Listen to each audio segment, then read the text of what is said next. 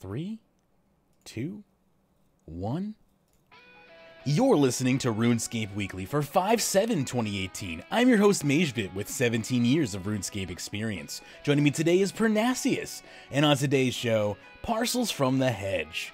Jagex wants to be a publisher, player support stats for April, TLDW for the month ahead of May, safe cracking OP in a good way, are untradeable items bad? Shawnee responds to 120 skill perks. Mod Osborne responds to 120 skill perks. MTX 6-month checkup. And I know how to fix the bots. Thank you for tuning into this edition of RuneScape Weekly, and enjoy the show. Welcome back for your Monday edition of RuneScape Weekly, because, you know, we just do shows when we can now, it feels like. And this is your Friday edition of RuneScape Weekly on Monday, so expect another edition of RuneScape Weekly on Friday. We're just doing this one a little bit late because of, you know, I got issues. Life. Yeah, I got problems. Real life gets in the way of bloody shows. Sometimes, it's unbelievable. Sometimes I just can't move. Anyway, we got a good show lined up for you today. So I probably should have opened these documents before we actually started anything, but that's okay. That only takes a second. I was about to start clicking on them, open them, and I remember then you read straight off them, so I thought, no, I'm going to wait till you end so I don't stuff you up and start clicking over things you're trying to read. That's appreciating. Yeah, because then this big freaking bubble comes up in my face. It just says Pernasius. Yeah.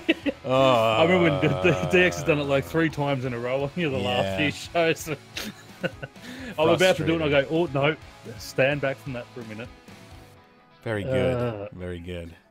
So you've been pretty sick, so you haven't been out and around much? No, I've been pretty much trying not to die, playing RuneScape, and that's about it. Not doing too much. I'm starting to feel a little bit better though. And hence why we're doing the show, because I can actually sit in a normal position, so that's good.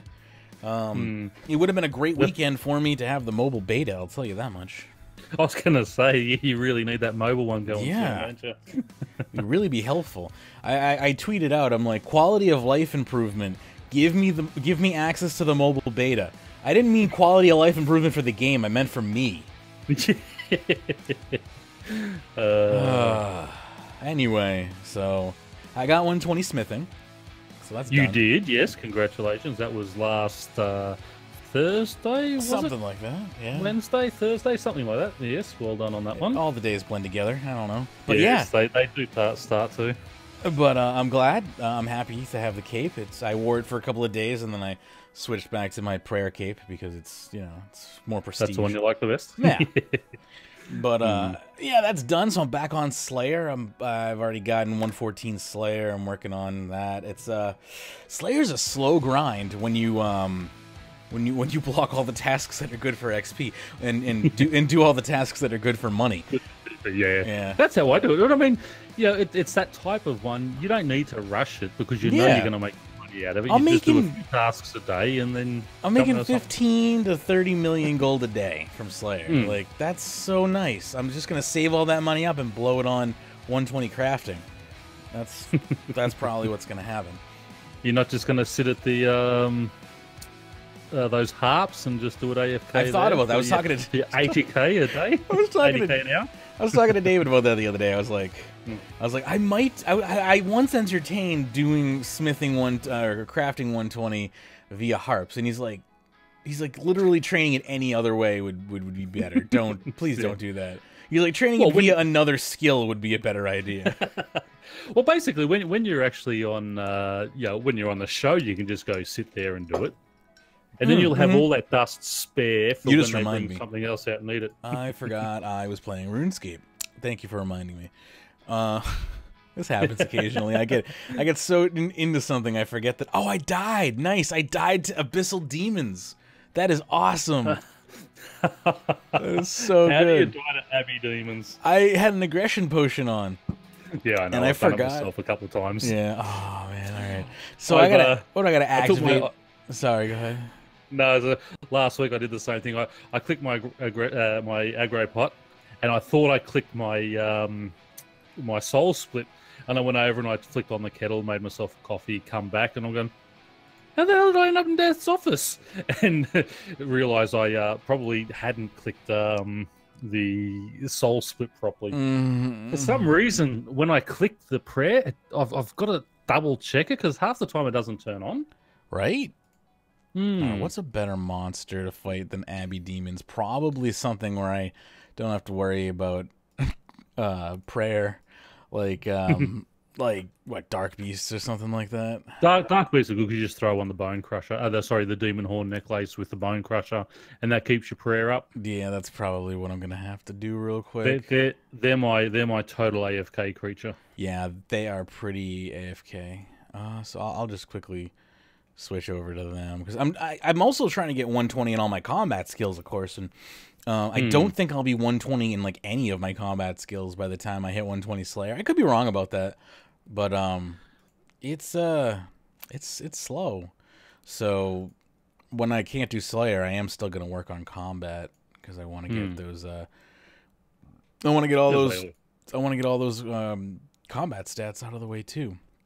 That's it. Well, see, I'm obviously chasing the pets as well, but the only combat pets I need now are the two melee ones, strength and attack. But there's not a lot of good creatures, to go for those in that your melee, because all the good creatures are either magic or range. So it's like, see, I have no problem, and this is what I'm doing right now. Is I am meleeing Dark Beasts. Yeah. That's you just run because they attack you with magic. I hate where you're bouncing around the screen all the time. I like it where they come to you. Understandable. That's why I love. That's why I love AOEs with the scythe makes it bearable for me though, because you're just like you're doing so much AOE damage that it doesn't matter that they're standing far away from you. You're still hurting them. But I get that. But that's what I'm gonna do right now for a while is just kill some Dark Beasts. And anyway, let's get into the actual show here, shall we? We shall. So first up, we wanted to talk a little bit about Parcels from the Hedge before we got into anything else. It's been a controversial event, surprisingly enough. I thought it was pretty good. I'm having fun with it. But yeah, that's what I laughed about. Everyone's sort of complaining, but I thought it was a little in the background that doesn't really bother you. It's there if you want it. These things just pop into your bank, and there's no issue. But yeah, some people. I think the problem is they don't just pop into your bank; they pop into your inventory. Sorry, into your inventory, yes. And that's if they popped into your bank, they probably would be a little less egregious. Intrusive. But the fact that they show up in your inventory and then prevent you from banking disrupts a lot of people's routines, I guess, especially when you're trying to AFK skill and stuff like that. And I get that, but I don't know. I do plenty of AFK skilling, and the event was going on while I was AFK skilling, and it didn't bother me. I was just like, oh look, it's a little envelope, and I'd grab I'd open it and continue on with my journey. And every time you open it, it's a little roll that maybe you're gonna get something good, probably not, but you never know. And I like that little bit of excitement. It's fun. Especially when it's free, it's fun. The fact that I don't have to pay for that little bit of excitement, and there's no strings attached to it, that makes it fun. When you start attaching strings to it, Treasure Hunter is no longer fun. That's all I was going to say. There's no you get a better chance in getting an extra 5 parcels by taking spins on Treasure Hunter and all that. This is totally separate from Treasure Hunter. You can't get tokens on Treasure Hunter. That's why it shocked me how many people were complaining, and I'm sitting there going, yeah, right. Stop. It's crazy. Stop whinging, you little. They're actually doing things moderately correctly for once, and people are this just proves people always find something to complain about, no matter how good something is. People are not happy unless they've got something to complain about. Do you want to read the article here, or do you? I will read the article out. Right, cool. It's coming out on the 1st of May. So for the next 30 days, Posty Pete will be delivering a parcel straight to your inventory, ranging in size from small to large. The bigger the parcel, the greater your reward. These are gifts from the characters of Gillinor, from a shopkeeper to maybe even the wise old man himself, as a thank you for your hard work. Check the parcel rewards section for ideas of what you could win, including Posty Pete's own hat or even a ring to transform you into one of the Barrows brothers. In addition, you can go about your daily XP hunt and find more parcels whilst doing so. As with your daily gift, these can come in bigger sizes with greater rewards. On opening each parcel, you will get a postage stamp, and 10 of these can be exchanged with Posty Pete and Berthorpe for yet more parcels. Not enough? Adventurers are always losing things, and Posty Pete has packages of lost property boxed up. And after Posty Pete has delivered 5, 10, 15, or 20 parcels to you, you'll be able to claim the property. Not able to log in from the 1st of May? Don't worry, you won't lose out. Your 30 days of parcels starts from the first day you log in over May. So if you're on holiday or have exams to revise for, you won't be missing any daily parcels. Now, I just want to interrupt there. Again, that is excellent. This is something that's totally free, not tied to Treasure Hunter. And if you can only log in once a week because you're busy at work or school, well, those parcels have stacked up for you, and you're going to get all 7 at once. Don't believe that that's how that works. No? From my understanding, you can start this anytime you want. And then your 30 days of parcels begin. So if you have exams until the 15th, you start on the 16th, and you'll start with your daily parcels. Oh, is that how it works? Yeah, because people were whinging about that on the forums too. They were talking about how it's not really, and it's badly written, and again, Jagex being ambiguous about the rules. And okay, well, actually, if I read it properly in that way, your 30 days of parcel starts from the first day you log in over May. It's easy to miss that, though, right? It is, yeah. The way because my brain automatically just thinks, the old way. Oh, yeah, that's okay. You'll just get them all at once when you log in. Yeah, no, I initially thought that as well, and then because that's how they did it with the Advent calendar or something, right? And then yes, that's right. And but again, we have to remember this has no microtransactions attached to it, so it's probably it's a little less forgiving, I think. That's it. So for me, I logged in on the 1st, so mine will end on the 30th of May. But if you logged in on the 15th, obviously yours will end on the 14th of June. Yeah. So that makes sense. So anyway, moving on. Some of the rewards you can get from parcels are the Parcel Pete Pet, Posty Pete's hat, a swag bag, either 250 mil or 500 mil coins, and a Barrow's Ring of Transmogrification. And in the lost property, adventures are always losing things, and Posty Pete has packages of lost property boxed up, ready to claim. They just repeated what they said earlier, but from these parcels you can get aura refreshers, sign of life resets, a bag of invention components, insta-kill darts, and a posty title. Note you'll have access to the post office until the end of June, at which point all mail items will be removed, so make sure you finish it up before then. So if you start this in the middle of June, you actually won't get your 30 days PSA. Let it be known. Yeah, no, you've got to start up. You've got to log in before the 30th of May. Yeah. So it's the first day you log in over May. So as long as you're logged in by the 31st of May, you've got till the 30th of June, and then basically you'll have to claim it all on that last day, or you'll miss out. Gotcha. Good stuff. Yep. So and as we're saying, I mean, I don't think there's anything wrong with this one at all. It's quite a good little event. Yeah, I got no issue. I like it a lot. I think that they did this totally correctly, and I'd love to see more events like it. And obviously, the whole parcel in your inventory thing that can't be banked and yada yada yada, that was an oversight. They said they were going to fix that. Turned out to be more work than they thought it was going to be. So it hasn't been fixed yet, but it should be fixed with the game update tomorrow. Like I think that was the plan. But okay. Fair enough. Sorry, just need a quick sip of liquid before I begin reading this. In hopes It'd be nice to find that 500 mil coins in one of the parcels. Yeah, there was a picture on Reddit of someone who did. They were like, "Hey, here's proof that it exists." All right, so here we go. This we got an article coming from PC Games Insider.biz. It says Jagex wants to be a third-party publisher. This article is by Alex Calvin, and it says RuneScape firm Jagex says it wants to become a third-party publisher. That's according to the firm's CEO Phil Mansell, who told Games Industry Biz that the company wants to help out smaller developers. The exec says that the Cambridge-based outfit will be helping out studios' marketing as well as customer service infrastructure. The publisher has previously raised the possibility of helping out smaller developers, but this is the first time that Jagex has explicitly detailed what it means by this. The firm is best known for the MMO RuneScape and has tried to expand into new areas before, such as the MOBA market with Transformers Universe, but this has been unsuccessful. Quote, if we are going to continue to make RuneScape and old school RuneScape a success, plus create, launch, and maintain new games, then we need to have a world-class publishing team, he said. We've got good at RuneScape, but there's still a lot more we can do with that. We are going to double down and really invest and not have those services for our own games. We will, to a degree, become a third-party publisher. I'm seeing a number of games where developers are getting towards early access. They've made an awesome game and they're thinking about how to take it to market and whether they need marketing capital or worrying about how to manage customer support or debating whether to go on Steam and give away 30%.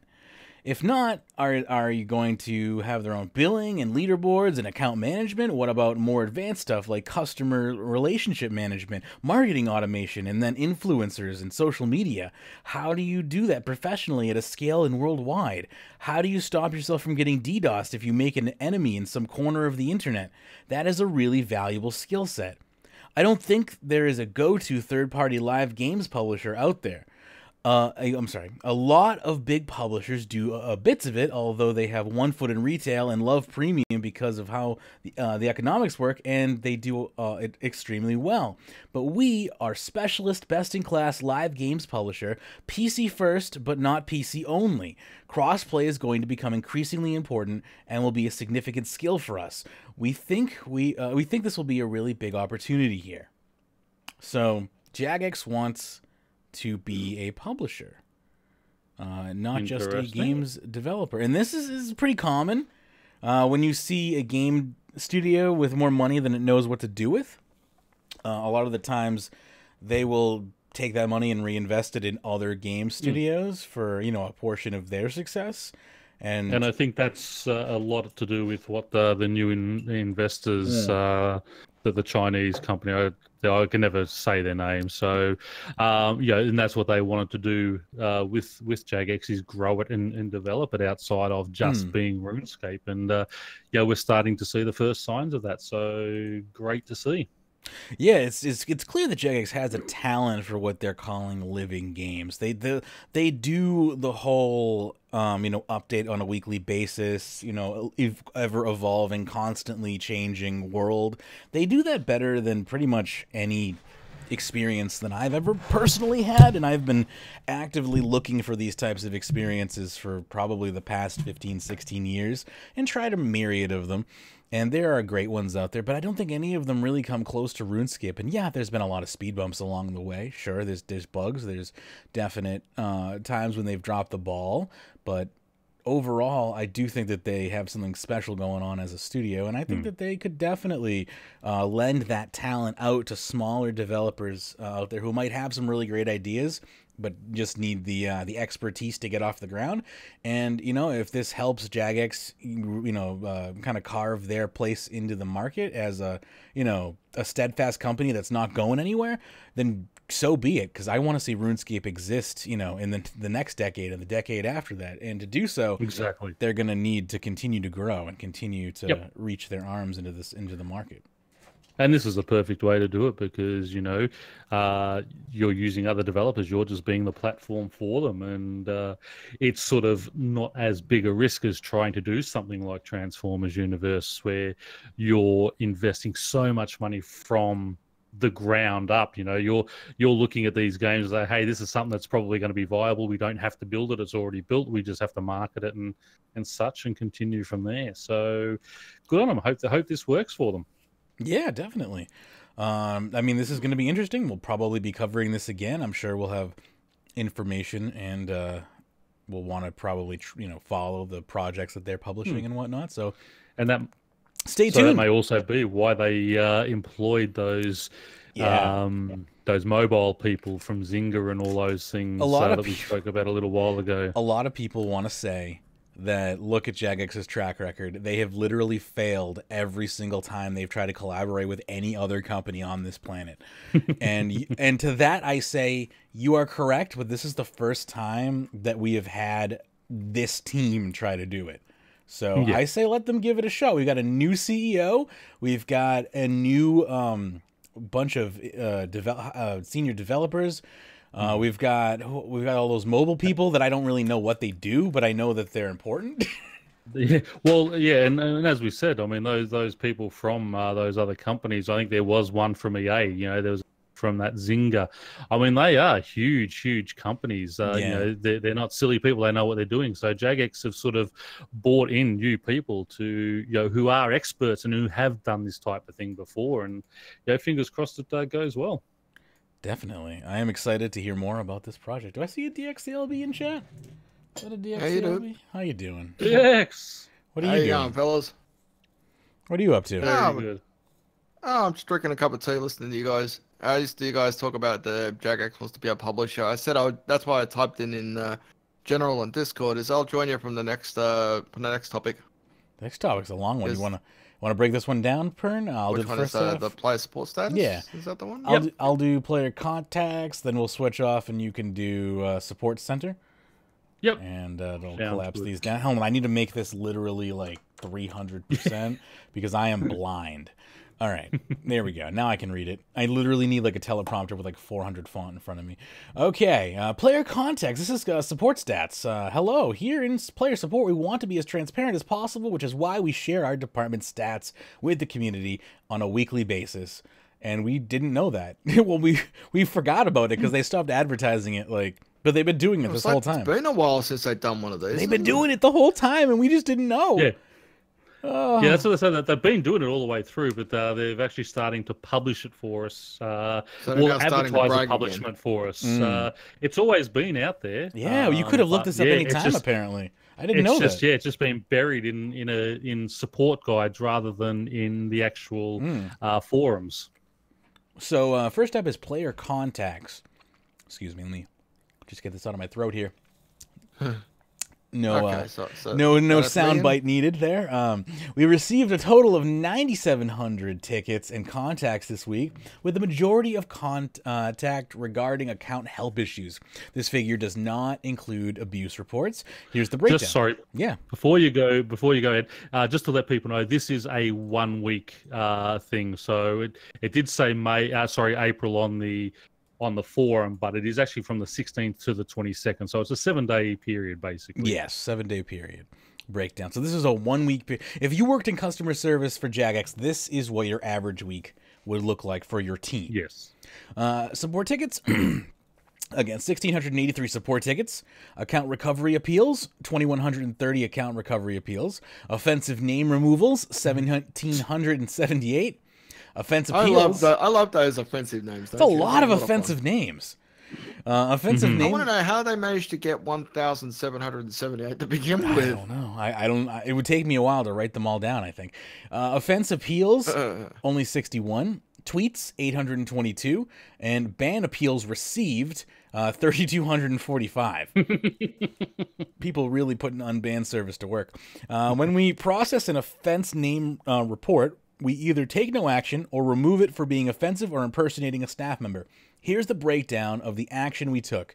No action was taken on 1,612, which is the majority of the accounts.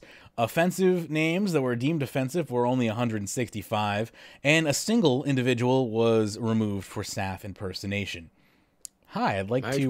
Major, what were you impersonating stuff? Well, I heard your account was very mature, and I just wanted to offer you something today. If you could just go to the lobby for a second. Anyway, we also only one in that week. That's not bad. Yeah. Because you know what? It's probably one person who just makes a bunch of accounts, so they just have to ban the one idiot. We also take a variety of actions against offense appeals depending on if the account was hijacked or if the offense was issued correctly. Here's what we did for the 61 offense appeals we processed. We granted 17 of the appeals, denied 43 of them, we granted and secured 1 of them, and denied and modified 0. With every contact we receive, it's important to respond to you quickly, and we strive to reply to all players within 48 hours. Here's how we did. Within 1 hour, 35% of contacts were answered. Within 12 hours, 85%. Within 24 hours, 97%. And within 48 hours, 99% of contacts were replied to. I guess I'm the 1%. 12%. Yeah, you're the 1% DX. I'm the 1% because I usually regularly tweet to RuneScape or Jagex or whatever, and don't contact me back. So I'm the 1%. I'm surprised they haven't blocked you yet. Yeah. Oh, okay. Not people asking about it, but how much is New Zealand? Resolving your issue in our first response is a key measure of success too, and while it won't always be possible, it's something we work hard to achieve. Here's the breakdown. Number of replies being 1 is 73%, number of replies required being 2 is 20%, and number of replies required being 3 or more is only 7%. As you can see, we resolved around 3/4 of our issues in just one reply, but we continue to work hard to reduce the number of 3+ reply contacts. We review these contacts regularly to see why the ticket required 3 or more responses from Jagex to resolve. Player satisfaction is also key to measuring how satisfied you are with the service we offer. At the end of every contact, we provide players with the opportunity to fill out a quick survey about their experience. This week, 82% of players were satisfied with the service they received, leaving 18% unsatisfied. We investigate all unsatisfied contacts to understand if there was anything we could have done differently, but we find the majority of cases are from banned or hijacked accounts. Which are never going to be satisfied that you don't let them continue cheating. Yeah, pretty much. Onto the support center. We also measure a lot of data about the support center, including overall views, searches, and most viewed pages. Here's a snapshot of what this week had in store for us. 73,000 people visited the support center looking for answers to their questions. 4,863 players used the search feature to find what they were looking for. Here's a breakdown of the top views. Account bans, 7,343. Cancel subscription, 3,228. Hijacked accounts, 2,966.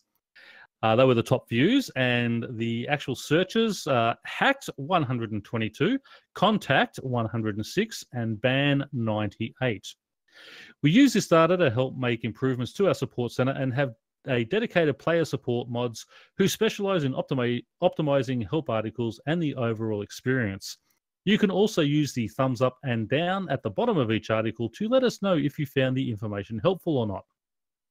On to anti-cheating bans. Keeping your game free of cheats is a top priority for the investigations into the community team, the ICU. So here's how many accounts we've banned for cheating this week. Please remember, your reports are really useful, so please do flag suspected bots in-game to us. So on RuneScape, temporary banned, 4,604. Permabanned, 13,018. Old school, no temp bans, 71,717 in 1 week. So basically almost 4 times the amount of old school bots. RuneScape 3 look really good, doesn't it? Exactly, and that's what I mean. You know, yes, you look at the numbers, and they might have a couple of thousand more players than us, but you know, that's like about 5 to 6 times. That's about 5 to 6 times the amount of permanent bans in comparison with old school RuneScape and RuneScape 3. So that is it. So. Was this article helpful? I'm going to give it a click on the yes because it is helpful. I like those. I love reading these stats. Me too.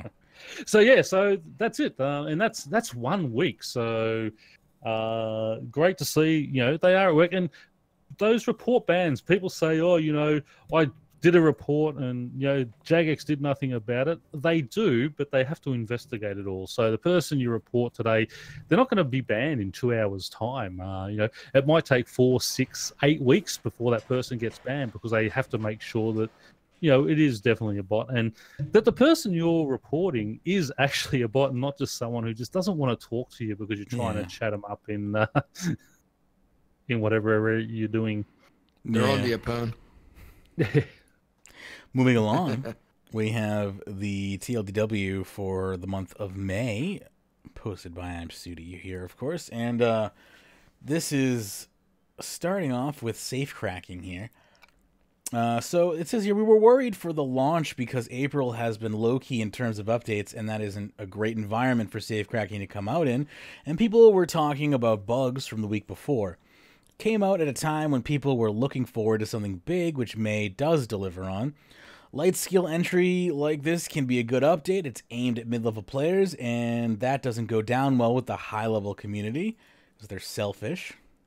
I added that last part there. Has gone down really well overall. The video about the XP rates breaking down to 1 million an hour base is no surprise and well within our expected rates, and by implication will not be nerfed. If it starts at 1.5 to 2 million, then we'd have a problem.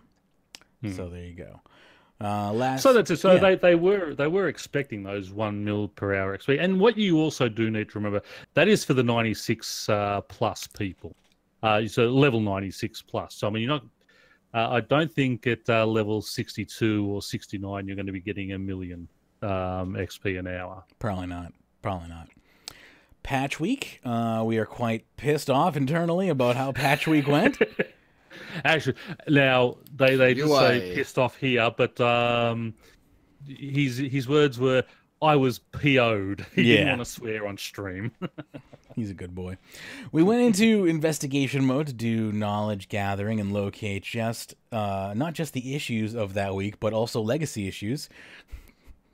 We figured out who the legacy issue was. Gathering in the pre-show, gathering everything that is problematic. Turned out to be. I can't stop laughing. The pre-show is good today. Yes, go. Sorry if I just interrupt. Go and listen to the pre-show because Mage and I discussed our thoughts on what exactly happened there and how they fixed it. Yeah, patreon.com/RuneScape. Turned out it all came from the same source, which made it easy to resolve. That issue won't happen again. Okay, and the Twitter account's also been deleted.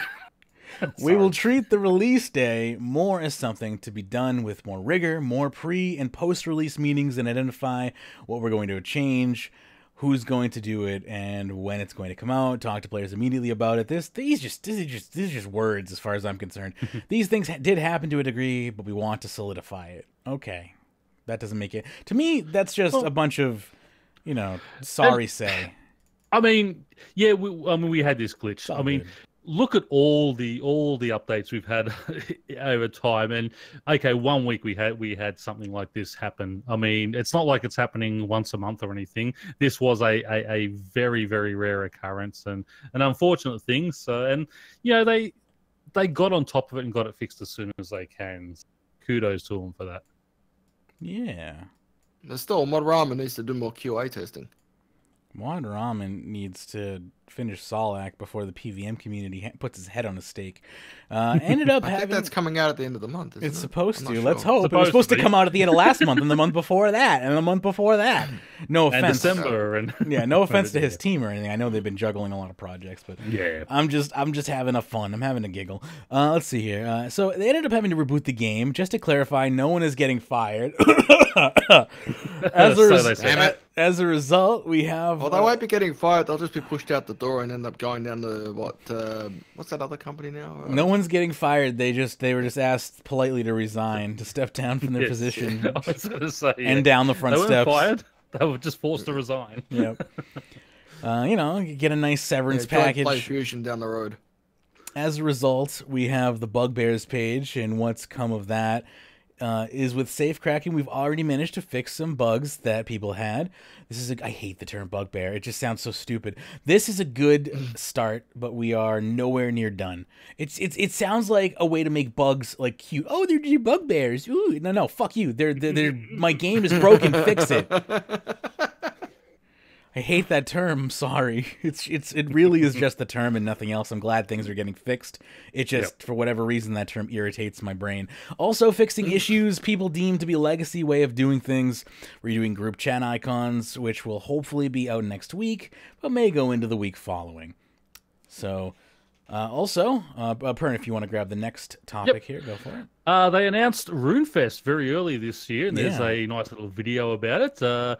They have to determine around this time what we're going to announce for RuneFest. We've already started writing scripts, etc. Where they're having it is a new place called... Looks pretty cool. Funborough? Funborough? Who knows? I think they say it over it's going to be fun, brah! Yeah, it's I at think that's the way we say it in Australia. Fun, bro. A fun it's at one. an airport. So if you want to get a helicopter, your own personal helicopter or a jet to fly in, you can do that. I'll be They have keep going. 3,500 car parking spaces, 2,500 rooms within 5 miles of the venue. And at least 90% serious he was. If you plan on arriving by helicopter, we can work something out. Now, I want to get myself a gnome glider and just glide in. Can they arrange that for me? It's a 30-minute train ride from Marylebone, London, for those arriving internationally. So it's just outside of London. I think they said 30 miles outside of London. Slightly different format to the night before, but we will still be a social gathering with friends. So I like the fact that it's a 2-night thing. It's a 2-day thing. Yeah, it's the the night before party. Yeah, the night before party. Yeah, Friday and Saturday it's running over again. So they've gone back to the old 2-day format. I think that's the way. I think that's the best way to do it, because day one they could do their talk fest and stuff like that, and then day two people who have gone there for the both days can actually come back in and test out RuneScape or RuneScape Mobile or whatever while they're there on the second day. That's the way to do it. That's the way I've always said it should be done. Sorry about that. See how they go. But yeah, I mean, so that's it. So it has been announced a lot earlier this year. It is at a brand new venue. I think they are one of the first companies to actually be. Yeah, it looks pretty sweet. They announced that. I think they said that too on the video, that they're going to be one of the first companies to actually use this new space. Yeah. That's why I said it, because they said it. Yeah. I'm not making things up. I took it from their words. That's it. I had to take a couple of texts. Sorry to interrupt you. I had to take a couple of texts just beforehand, and I just posted it in the general what the text was all about. So nice. Yeah. Anyway, go back. Continue. Okay. Moving on. The 4-tick auto attack. This week and every week, we always talk about 4-tick auto attack in the Combat Council. But this week, we've decided and are moving towards that 4-tick auto attack is a bug and we have to fix it. Further down the line, we can give you the changes we are trying to decide on. But for now, fix it. Looking to bug fix 4-tick auto attack before Solak comes out, and the alternative official replacement to be after Solak sometime. And the PVM community is up in arms. Yes, so the 4-tick auto attacking, they have confirmed, is a bug. And I mean, they've sort of said it was never supposed to be that way. I mean, personally, I don't really care. I mean, if someone can get that done and have that sort of skill and develop that skill and get a kill, my problem 2 or 3 minutes quicker than me, but my problem is Ramen and a few other devs kind of really played up 4-tick auto attack like it was going to be a thing, and then that kind of made a lot of people put the time and energy into learning it. Yes. And now they're just like, nah, it's a bug. All your hard work wasted. Yeah. Now everyone because Ramen used it himself. Yeah. Now everyone. Yeah, and that just blows my mind. Like, devs are using this bug and considering it a feature, and then you come out of the blue and be like, nah, we're just going to remove it. Like, it's not cool to do that. I mean, I understand why they're doing it, and I think it's probably the correct decision, but perhaps in hindsight, maybe don't let your devs endorse bugs on the RuneScape official live stream. They want to do it on their own live stream, whatever. Use 4-tick auto attack, but probably not on an official stream, because then people are going to get the idea in their head that it's to be taken as law and rule. And people will then lead. You're leading by example, unfortunately, and it's the wrong example. But just hindsight. But go ahead. Any other thoughts? Well, that's right. Hindsight, is all good. But I mean, as I said, 4-tick auto attack doesn't really bother me, because it's it is a specialized skill that you have to do. I don't look at it as sort of a bug that you're cheating the system on, as much as sort of a lot of other things that they sort of let people. It's more of an exploit than a bug, in my opinion. Yeah, that's it. So, but anyway, but it is going to be removed from games. So there you go. Yeah. Moving on to the known schedule for the month. 8th of May, the mystery quest is coming out. Now, this is a bottle quest, so it'll be sort of a standalone type thing. I don't know whether or not you guys have mentioned that the reason why it's on the 8th of May is because it's a bank holiday in the UK today. Yep. We said that. Okay. the mystery quest, as I said, sorry, now I've lost my train of thought. Mystery quest comes out tomorrow. And Yeah, then we have the 14th. it is a bottle quest, and that's what I say. They want to see how it's taken, and the future of bottle quests. Well, if it goes down really well, they're going to look at sort of bringing more bottle quests. I loved into the game, last bottle quest they did, and I really hope Remember, this goes over well. Remember 2 Wasn't that years the one ago where we had to go in into Gobble's Dungeon 1? It was maybe. I think that was bottled as well. I think it was like the story regarding the heart of Gillinor. I was thinking more about the one where you were a Gobi. That I loved that was the bottle bottle quest. Yes. That was the first bottle. Call of the Ancients.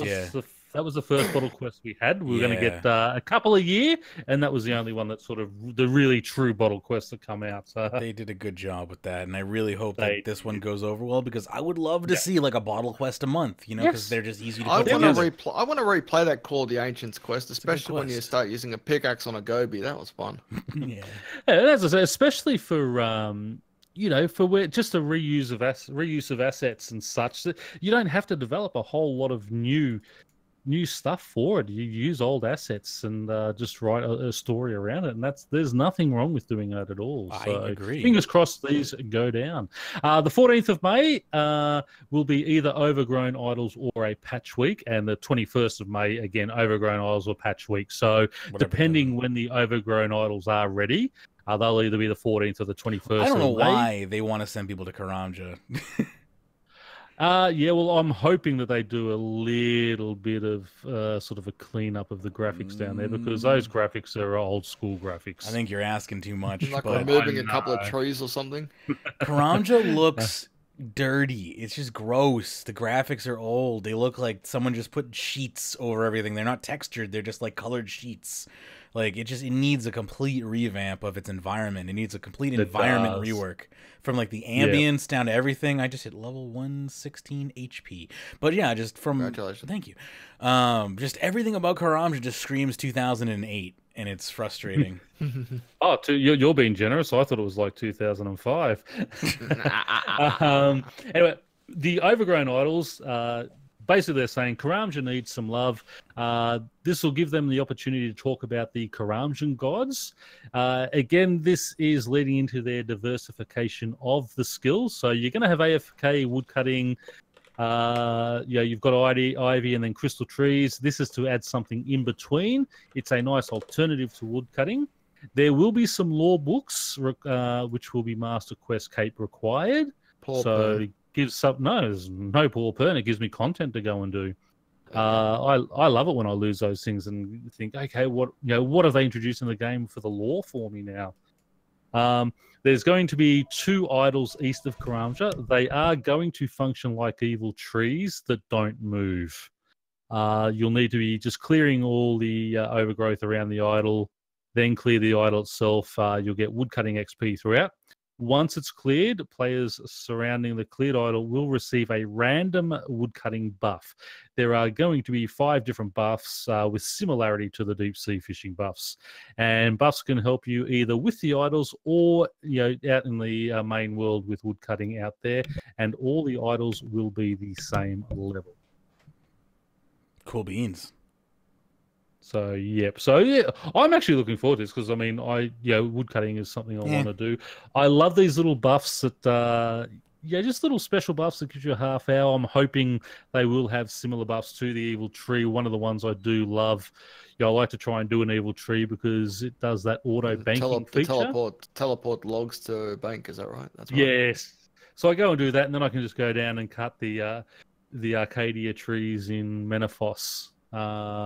Because for some reason they sell at a higher price than magic, so you cut those, sell those on the bank, buy magics for when you're preparing for fire making, and you get the better XP and the logs cheaper. So and line fire making too, which is really cool.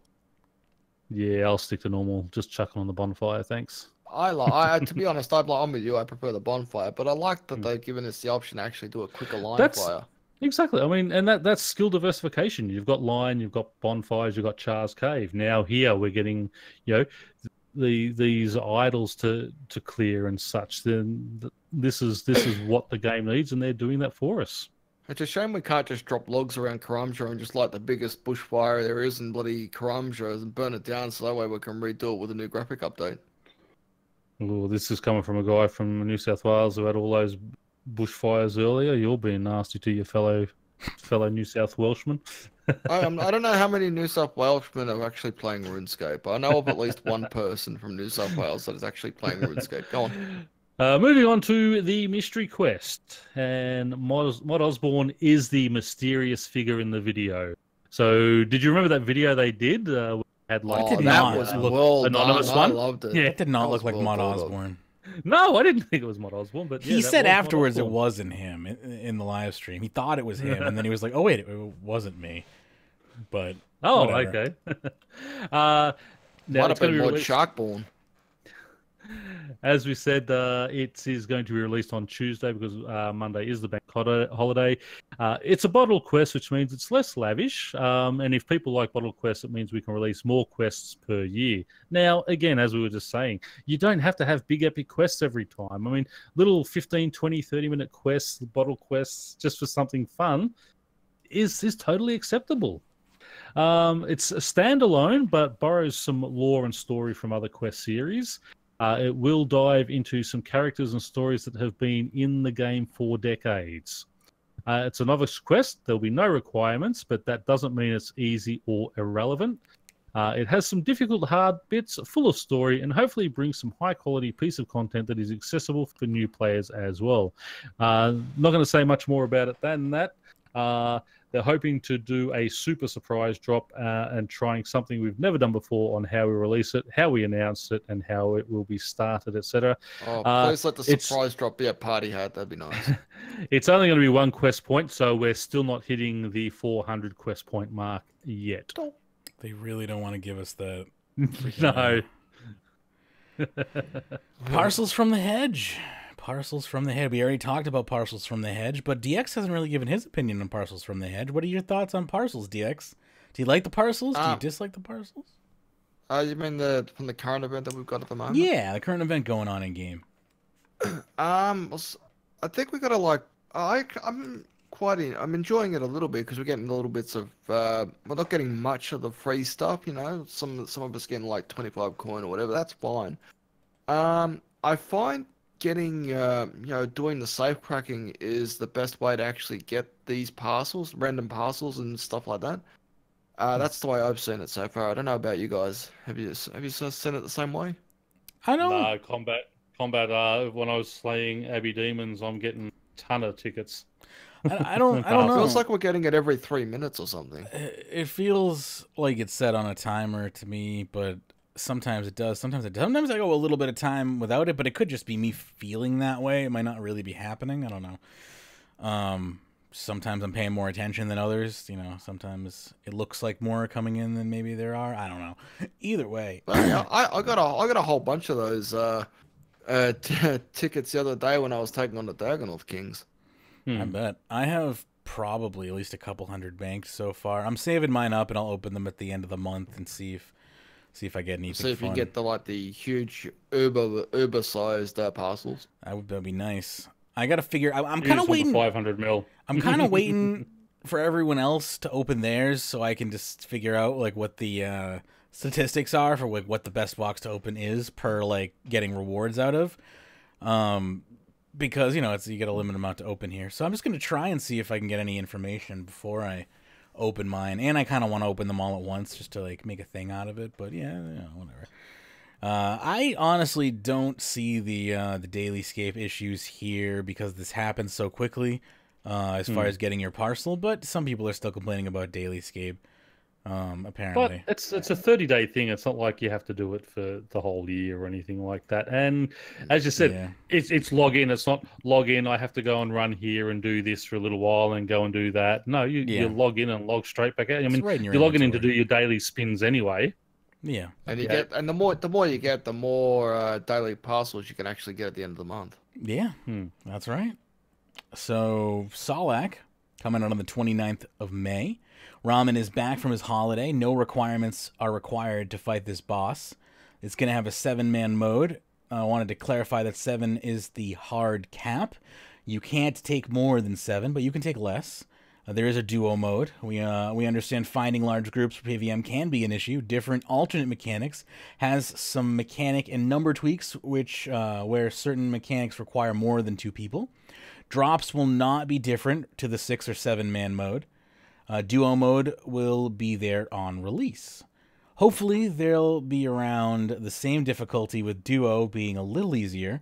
Global broadcast for the first kill. It's a long fight. It took JMods about 23 minutes on their last run, including a few minutes of pause when Ramen wanted to note down some changes. They only get 2 hours a week to try it out, and the number of tweaks makes each JMod run different, so expect players to be a lot faster. Trying to not time gate players too much, so expect around 15 to 20 minute mark once the time gates are reduced, with players being faster than this. Insta-kill darts can't be used. It will be part of the Reaper title.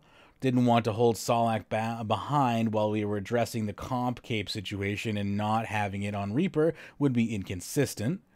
Made the decision, and I think that's the right thing to do, but they made the decision to not bring players in for playtests. This was interesting to me. So no players have an advantage on release, but we're really breaking down each phase and mechanic to refine the numbers based on all possible things players could do. This just seems like a recipe for disaster right here.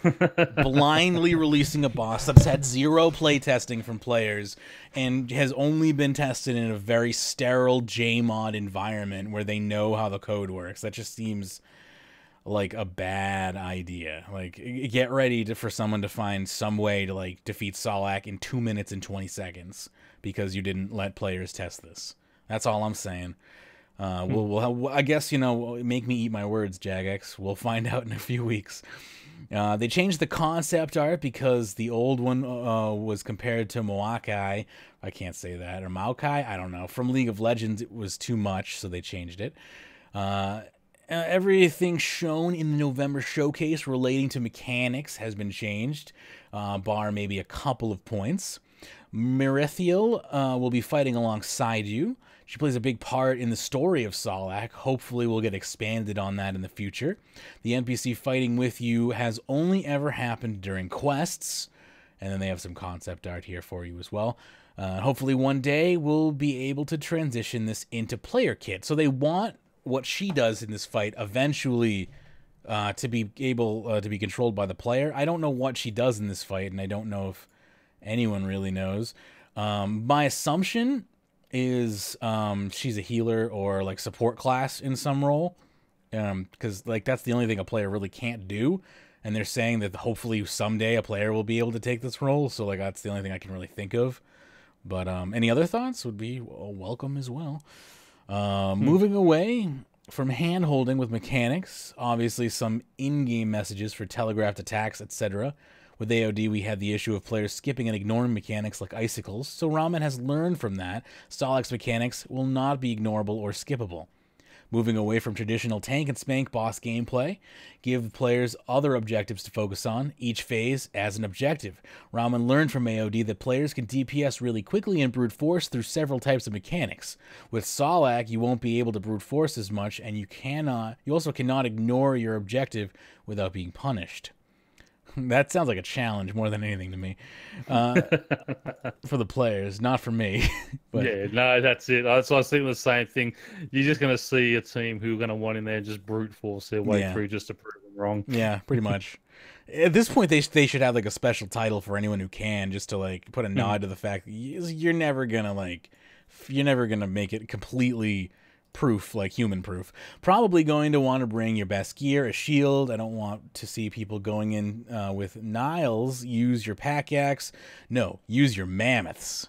All right. So they want you to be bringing food and stuff like that. That extra 2 pieces of food is going to make a big difference. Well, yeah, right. I'm going to use the pack yak. Thank you very much. I was going to ask David. I'm like, is this a boss where I should be pumping out items where people are going to want a bunch of Super Sarah brews and stuff like that, or like Nihil pouches? Because I have tons and tons of Nihil charms and ingredients from doing Slayer and whatnot. I could, release them and jack up the price, but it sounds yeah. The beauty about making mammoth pouches is you can, especially for bosses, you can eat directly from the mammoth pouch. So you don't have to sort of bring it back into your own inventory. So if you're sitting there concentrating, you haven't realized that your own inventory's run out of food and you're sitting there clicking your eat button and there's nothing there to eat, it actually just goes straight to the mammoth and you start eating from there. So that's one advantage. So I'd probably say a lot of people will be using the mammoth for that feature, the first month of release on this. Yeah, good stuff. Did not know that. This is an instance fight. You can talk to Solak to begin the fight. He starts with 8 million HP, I assume that's... Yep. Yep. Yeah, he's just type with a... Yeah. Multiple health bars, auto attacks. What he's got, they show off some of his auto attacks and specials. He's got a purple hit splat confirmed to not be a heal. This mechanic has been talked about previously in the stream, but the narrative has changed. So we've seen the purple hit splat. We don't know what it does. Your guess is as good as mine. I could start making shit up if I wanted to, but the boss fight has wait and see. Yeah, exactly. The boss fight has a story. As you progress, you're playing through this story, which is far more detailed than Virago being mauled and Araxor being killed by Araxi. It includes some tasty drops, including tier 92 dual-wield range, blight-bound crossbows, which will be augmentable. It says, quote, when I got back, I was told that dyes might be able to go out on release. I need to do config work for it, but I will only do that if I have the models, but dyes are in the back of our mind. Ammo will be dropped from Lost Grove creatures. The boss pet Solly has a 1 in 3,500 drop rate and a 1 in 1,000 threshold, but will likely be changed. Ranged ability for 4-tick auto attack is removed from the drop. Did I read that correctly? Ranged ability for 4-tick auto attack? They were going to have that new ranged ability. They announced. Okay. Remember that? Yes. Remember a few months ago when they were saying they were going to fix up the 4-tick and add these new abilities? But they're not doing that ability now. So those are no longer needed because those ideas got scrapped. Gotcha. Some other bits under the hood, and we're still working out to make sure it's okay. Some people are expecting a mass amount of drops to come. I think bosses should have their key drops, then their money makers. I'm sure people are going to be, it doesn't give as much money as Telos, but if you want to make money, then go to Telos. On release, of course, the crossbows will be worth bank. People will find what they enjoy and make money from that. When players die during a kill, first of all, I guess I should talk about that. Every boss that comes out doesn't need to surpass the last boss that was created. Exactly. It can release... Because otherwise, you're just going to screw up everything else. Yeah, Telos is your next-gen Araxi, which was your next-gen QBD. You don't need every single boss to be like that. Even David, our resident PVM god, says that sort of the money from Telos is pretty broken. That there is too much coming in from Telos. Yeah, and he mentioned it all pretty much started with the QBD.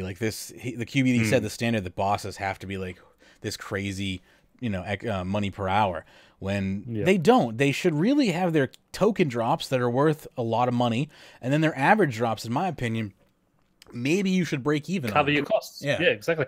And that's how it happens in most other games that I hear. And I think RuneScape is the only one where your bossing is a consistent money maker, because that's what skilling is supposed to be. Exactly, it's got to be it's supposed to be high risk, high reward. Drops. Yeah. Your specific drops are the ones that you get, and then the rest, as we said, break even or maybe make $1 million an hour. But you shouldn't be making 50 mil an hour off regular drops. No, you shouldn't. That's broken. That is very broken. And when you have a PVM elitist, not elitist, an elite PVMer saying that the money from it's broken, there's an issue. Yeah. When players die during a kill and their team completes the kill, as long as they're on the same world, they'll be marked for loot owed similarly to raids, which allows us to set a static drop rate with no figure out how many people are left in the room or how many people started the kill, etc. with AOD. Not really worried about leeching. You won't have someone in the back hitting a dummy like you did with Yakimaru. Mechanics will affect them that make sure they know what they're doing, where they have to react and be in the right position. That might make selling kills difficult. I was going to say, this basically, and this is the thing that a lot of people are screaming about, where, they want to get their comp cape back, but, they want to go and buy a kill. You're not going to be able to buy a kill with this. You have to be able to fight. You have to be able to join in and make sure you're performing at a reasonable standard. You don't have to be Allegedly. the best one there, but In yeah, before it's, day one, this is brute forced by 3 people. well, that's it. If you can get, but apparently every person in there is going to have a role. So, if you go in with 7 people, there's going to be 7 different roles from what people are discussing, from what I've heard. So Yeah. we'll wait Wouldn't and that see be what weird if they happens. get but those that's, sub 5-minute kills? That'd show Jagex. That'd be wild. Up. Yeah. I'm hoping that like one of the roles is like for idiots, so I can join along and like, because that'd be really cool if one of the roles was like you got 6 people who know what they're doing, then you got one person who's just like, I'm here for the social side of things. No, it should be running around like that leprechaun with the evil tree sprouts. Yeah, no, that's what I was going to say. What you have to run in the circle all the way around it, and its eyes follow you. You're the distractor. I'm just flipping levers or Sit something. still, you sit know? still. Like, Throw a mud pie at it and see what happens. dress me up as Jilly Willikers, and I'll just run around the arena honking my horn. So you'll have a chance to roll a secondary uncommon drop table, which has effigy and Triskelion pieces and clue scrolls, all that fun stuff. We're not going to reveal the drop system just yet, though. Good idea. Here we I go. want you to read effigy as he's actually written it there. Oh, God. Effie Giffy. Effigy. Effigiffy. Effigy. You need Is that an like an effigy. effigy pet or something? Yeah, Isn't that the pet? it's Effie. I think That's it's Effie the pet. Oh, Effie right. the No, he pet. just mistyped. I just wanted Yeah. to Effie Jeffy. Okay, yeah, okay. It's a he spelled the word wrong joke, you know. So highbrow, high class, high quality humor here. 200 IQ. No mention of previous want to add for rewards. Want to add Merethiel, I can't say her name, Merethiels, Merethiels, Wisp companion as a pet, which will be separate from the Solak boss pet. Maybe make it a kill count reward. Title scrolls like Guardian of the Now- Grove. Yeah. I like that. The Merethiel's Wisp companion pet. Me too. Making it you 1,000 kills. So when you get 1,000 kills, you've got that pet. So anyone who's got that pet out, have got at least 1,000 kills on that boss. Yeah. I actually like that idea. Me Yeah. too. Me too. It's a prestige marker, you know. Yeah, exactly. I'm a fan of things like that. I mean, I'm always going to be a fan of things that are wearable that show prestige, whether or not I can obtain them or not. I like them. I like seeing them. Anyway, we can move along. If you want to grab Ninja and Game Jam, feel free to Yep. turn. Okay, so the ninjas, they want to add buy X in the Arc shop. They've added the waterfall fishing Waterfally. teleport for. Who can't Fishing spell and teleport type now? I just can't speak or read. Don't worry, hey Pern, don't worry, I'll get you out of this. Just to this. So they have added the fishing teleport for 300 crystal urchin points each. The arrival location is there's a picture there of where it's going to be. The corrupted Slayer helmet will now have a 5% extra chance of collecting a soul. So when you're on a Slayer task after those souls, that would have been handy for me back when I was doing it, but you now have a 5% extra chance there. So that I think is a really good update for people. Yeah, I like that. Mod Edge's Skybox and Filter update will hopefully be going in this month. Custom settings and remembers on login. So if you have set a Skybox, you'll be able to have it so to remember on login. Now, the Tears of Guthix fixes are going in as well, so it'll be easier to get away from a stream. The animation's made smoother. The streams will last longer, and there are a bunch more fixes coming in. Oh, thank goodness for that, man. That clicking away from the streams is just the worst possible mechanic in the world. Yeah, it's really bad. I mean, I don't even do Tears of Guthix anymore because I'm supposed to get it easier down there, and it just seems to be the more quest points I got, the harder it got down there. Yes, I get longer in there, but The more quest points I got, the harder it got down there. Just saying. Well, that was true as well because I do love my. I know, quests, that's why I pointed it out. That's it. Subconsciously, it's the truth. Yep. It's my little electrodes in the brain. Anyway, Game Jam. Let's Sorry move to on. derail there. Couldn't help myself. And yeah, I was going to continue, and I thought the RR man's not here. We don't Game Jam, hoping to do the next Builder Backlog poll next week, which will ask players about Game Jam updates to give us a better idea of how to prioritize and which ones people really want. Timbo has added a 4th alchemical item into the design document, so I actually didn't see that, so it'll be interesting to find that for Friday's show. Oh, actually, they have got it here anyway. It's called the Lucky Strike Sigil. It'll go into the Sigil slot item. You will need an alchemical onyx, 10 stunning components, a water orb, fire orb, air orb, and earth orb. The features will be on use. Your next ability or attack has 100% accuracy and is a guaranteed to hit. Doesn't work if your target is currently immune to damage, and it has a 90-second cooldown. It has 1,000 charges like the Menaphos sigils. It degrades on use like all other sigils, 1 charge at a time, and you can recharge a sigil by using fortunate components. 1 fortunate component will give 25 charges. I like that. That is interesting there. Get ready for fortunate components to go back up in price. Well, they've started to because of the announcement of alchemical onyx jewelry that was coming out. Those are going to be great. So, I can't wait for those. I just want I just want the compactor. Yeah, I know you do. That's the biggest one I'm hanging out for. I just want that skilling necklace. I forget what it does. Another good one. I just remember I want it. Yeah, no, there's some really, really good ones coming out. Yeah. Group Iron Man mode. They're writing the first dev blog to make sure it's right. They're obviously going to need to go through several rounds of feedback and translation. So anyone who wants to, do fake Iron Man and do it as a group, it is definitely coming. Fake Iron Man, indeed. Well, I mean, sorry, Iron Man is done. I know it doesn't make any sense. Like, no. It's I don't get it either. Yeah, I do not understand it at all. And if they had to give it a different name, but not Iron Man. Yeah. But anyway, Master Skill Cape perks. Account share mode. This I found interesting because of all the jump up and down people were giving about the Master Skill Cape perks. They're going to be less advantageous than the 99 skill capes. So the majority of 99 skill capes are useless. So these are going to be worse than useless. Yeah, sorry. Basically.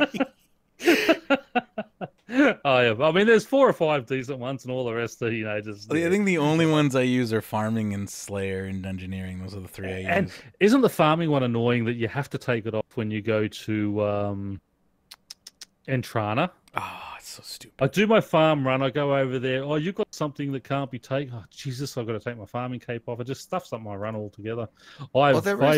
Just remember, there is like a bank where you can actually deposit a port. Oh, yeah, but it's still annoying that you have to. I'm glad that, back in my day, we had to walk all the way back to Falador or Draenor when we forgot to take shit off. All the way to Draenor. When we'd get attacked by a highwayman on the way. I pretty much just stopped using Entrana because it just annoys me having a bank. I don't go to Entrana. What are you doing on Entrana anyway? Like, what's on Entrana? Grapevines. Is it Grapevine on Entrana? Yeah, there's a Grapevine patch there. I must have erased it from my memory because it's on Entrana because I did not know that.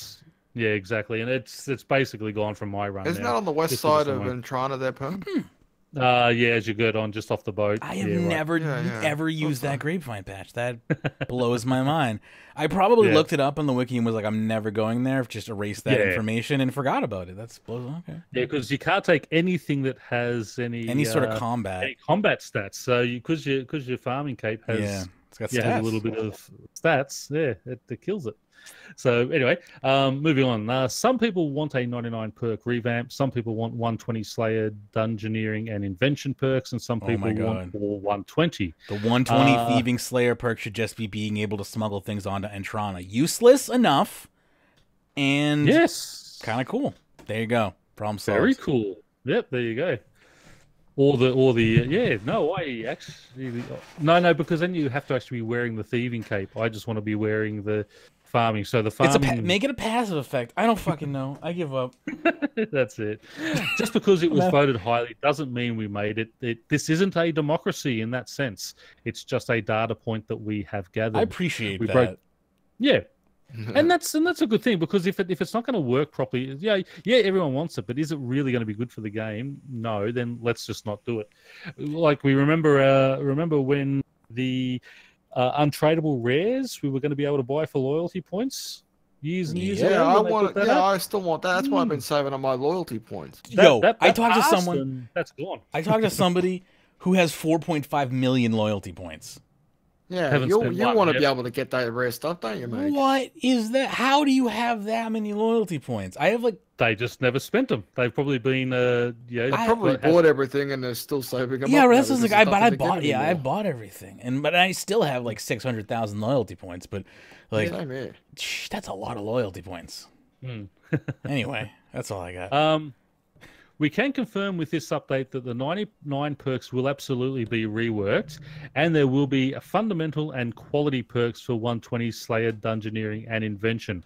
What we decided to do after talking to people and as a team is that we will add 120 virtual perks, but they will be light, non-fundamental utility perks. And we spoke about that in the last show as well. What does that even mean? Some of those. So, yeah, all utility perks, like things that aren't going to be XP breaking or GP breaking for you, just little light things, like maybe on the unlimited run for the agility cape and things like that.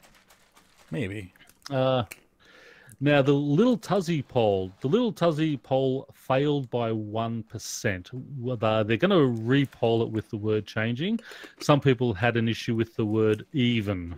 So what the fuck? It depends on what the definition of is. And now they need the poll to be odd to pass. I give up. I mean, I understand it failed by 1%, but just what really outrages me is the fact that it's over the word even. That's what makes me up. Like, what? Imagine if it fails by 1% over the word odd or something. I don't know. I don't even read that in like a condescending voice. Some people had an issue with the word even. Yeah, that's exactly how I read it in my head.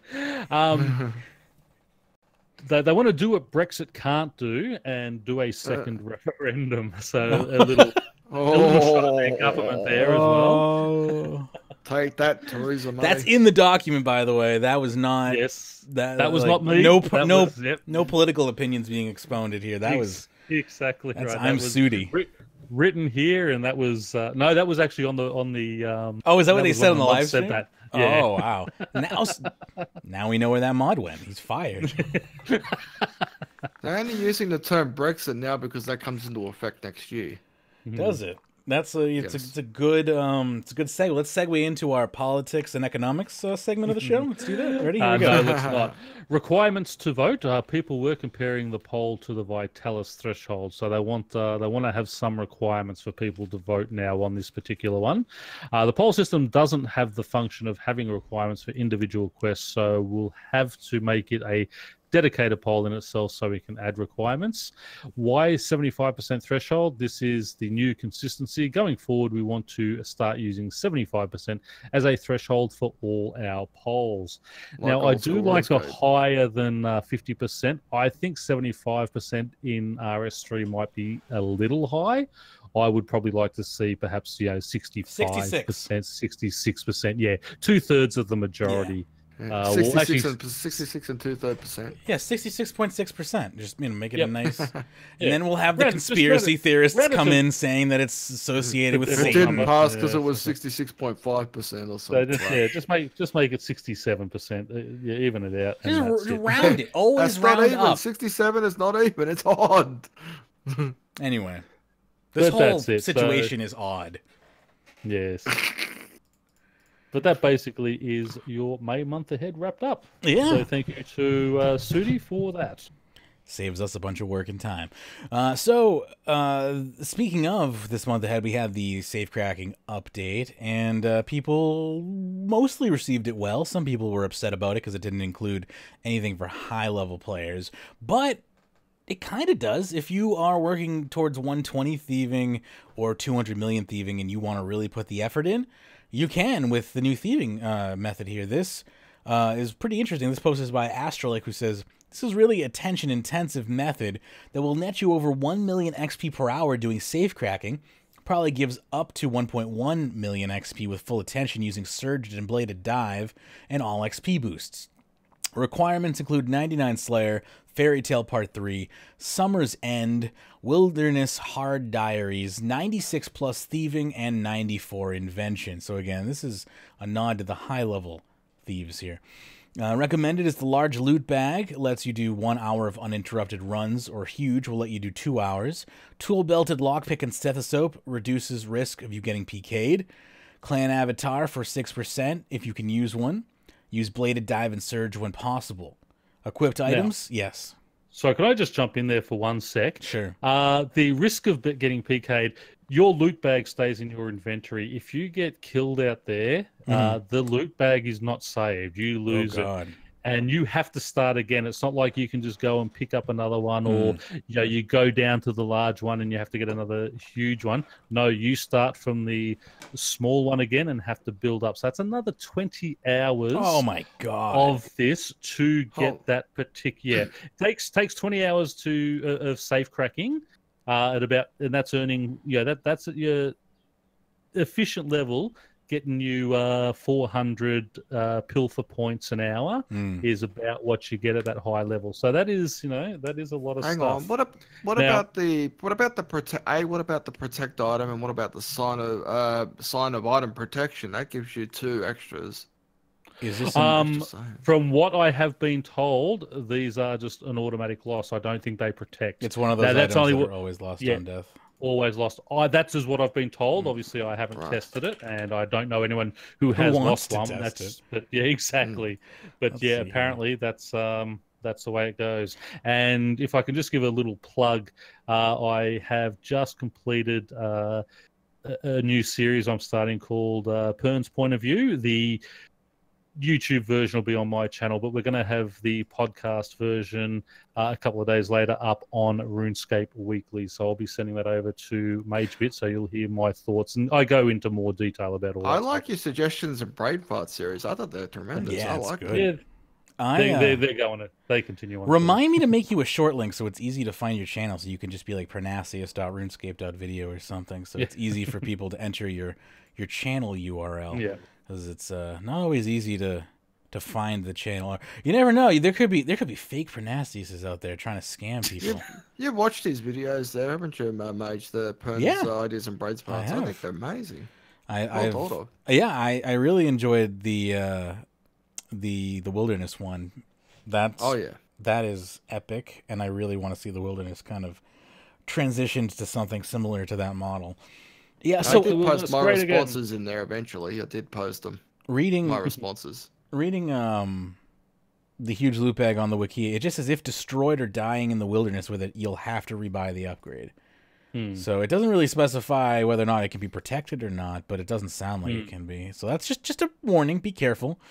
Yeah. So anyway, loot bag. Equipped items are the Artie Cloak 3 or 4, which may improve safe cracking. Haven't bothered to test it. Jenica's Ring. Optional, Black Ibis outfit, Camo outfit if owned. Inventory, you should have your loot bag, your lockpick and stethoscope if not on tool belt. Slayer cape, portable fairy ring. Route used. 1. Lodestone teleport to the Wilderness Volcano. You run south to the teleport to level 50, then run to the Rogue's Castle safes. Important, keep track of the time the first safe is open.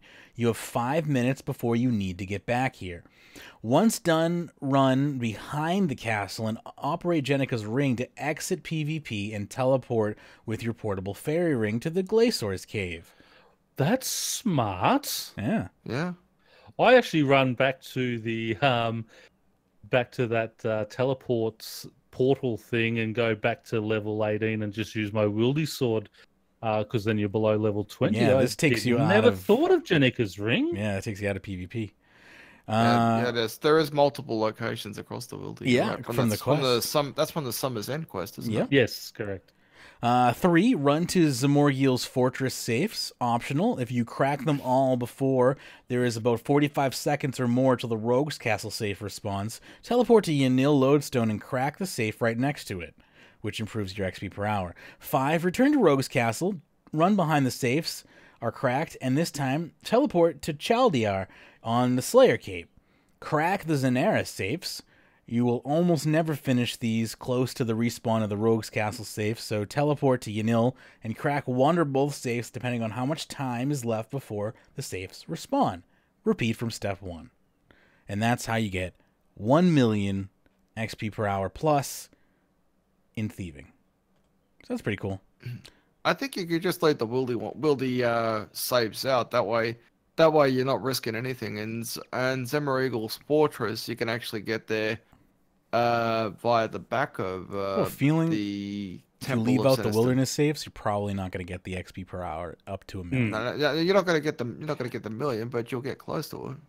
You get about no. You only get about 700 if you skip the wilderness ones. You won't die. You won't run the risk of getting PK. That's my exactly. point. Yeah, no, that's it. Another one, if people do have thieving gloves and they don't mind taking risk out there at the thieving one, one set of thieving brawlers will give you about 5 million XP by the time they degrade. That's crazy. Nice. All right, so we have here a post. Yeah. If I can just interrupt there, I meant to put this one in and I forgot to. While we're on safe cracking, it's called Safe Cracking Suggestions, and it's by one of our clan mates, Thieves, who does have 200 mil thieving, and he's our resident thieving expert. So if you don't mind, with a name like Thieves, it's just a couple of minutes, but if I can just go through his this. fashionscape is also on point, by the way, I have to say. Anyway, go ahead. Just thought I'd pitch a few ideas to give this new piece of content a little bit more worth. I'll add more suggestions as I think of more. So what he wants is, and I'll just sort of read out what he has got here. Right-click Darren for the hand in for pilfer points and hand in for GP. There's no reason to want to keep any of the expensive jewelry, so having to type in a number every time to get rid of them gets annoying. I think this annoyance is highlighted as you can easily right-click Robin to get rid of your loot, but Darren requires a somewhat lengthy dialogue. And if you've had to hand in those expensive pieces, there's 4 or 5 clicks to get through all the dialogue before you get to whether you want points or the 37.5k for the thing, and then you have to tell him that could be ninja. Exactly, that's something to just right click, hand in GP, hand in points, and away you go. So excellent update there. Another one, place a few more safes near thieving hotspots as a small distraction for people stealing the same NPCs for hours and hours. A safe in one of the consortium offices, a safe in the Sophanum Bank, a washed up safe near the Monkey Knife Fighters. The waiting aspect with the safes will be perfect as a quick little event. This would also help make the tool beltable stethoscope a more attractive purchase. One thing I don't get is, right, if it takes you forever to sometimes crack a safe. What if you fail to crack a safe? I mean, why couldn't a random event come and throw you in the pillory or something? Because we don't have the old days. You know what I mean? That's one reason. Anyway. Can loot bags be broadened to other thieving methods? If I could fill my loot bag full of the ham junk or plundered goods and choose what you want to keep, such as the clues, and what you want to donate. So, you've got 500 ham robes and ivory combs in there. You can hand those in for, bonus pilfer points. That would make the larger bags for longer trips actually worth purchasing. The amount of running around needed for safe cracking as it stands, a quick trip to offload with even a small bag isn't that taxing in the slightest. If that isn't possible, would a remote fence function be viable akin to the Champion's tackle box? Right now, the loot bag is so mind-numbingly boring, yet expensive, it needs something to give it some worth. The Master Thief's lockpick. Handy for when I forget one, sure, but how often does anyone go to a place where one is needed? Furthermore, how often do people go to places where their pick can break? The only place off the top of my head is Jiggig, and even with this functionality, it wouldn't be worth doing. Also fairly tame, I would suggest that the lockpick can never fail. Places like the Varrock Treasury highlight how annoying it is to have your pick fail over and over. Still not massively useful, but hey, it's a lockpick. Do you want to use it to try and murder racks? The Master Stethoscope is frankly insulting. It's used on Rogue's Den wall safes and safe cracking. The only benefit this has is to offer you a single sorry inventory space whilst doing activities that are near enough to banks or accrue so few items that banking isn't necessary. Extra features could include unfailable Rogue's Den safes, a chance to skip a dial, or even a chance to auto-reload a safe. Thieves Guild, of all places, got a tally tab. It's a 15-second run from one lodestone that is unlocked for every single player in the game, not to mention the free teleports already on the camouflage outfits. And if you use the chip, sorry to interrupt, but if you use the chipped Lumbridge teleports from Evil Dave, it'll put you at the crater, which is about 10-15 seconds run to the Thieving Guild as well. I timed it from the lodestone to the thing is actually only 9 seconds. I timed it today. Tally tabs to previously pilfered places like Zemo's Fort, Varrock Treasury, Draenor Manor, Wizard's Towers, Zanaris, etc. will be much, much more worthwhile, assuming you have the relevant quests completed, and it would actually aid training via safe cracking. Some good suggestions there so far. Yeah. And he's got a bunch of other ones there. I won't go into. But, I got a medium parcel. I'm gonna open it. Yes. But what it is, as we said, and he's got it here as well. 400 points per hour. So things like the elf token reset takes you 30 minutes of safe cracking to get on something that is sort of reset itself after 20 minutes anyway. There's actual safes in the Thieves Guild, but they're only there for decoration. Calling for, make that like a practice area for extra hanky points and things like that down there. So it'd be interesting to see what comes up. And another thing he did mention also, back in the RuneScape reveals in September, there was mention of having legendary items similar to how prawn brokers work. Thieving could use something like this to revamp some existing training methods, auto blackjacking, some form of loot removal, starting pyramid plunder backwards, tons of things that could breathe new life into the older methods.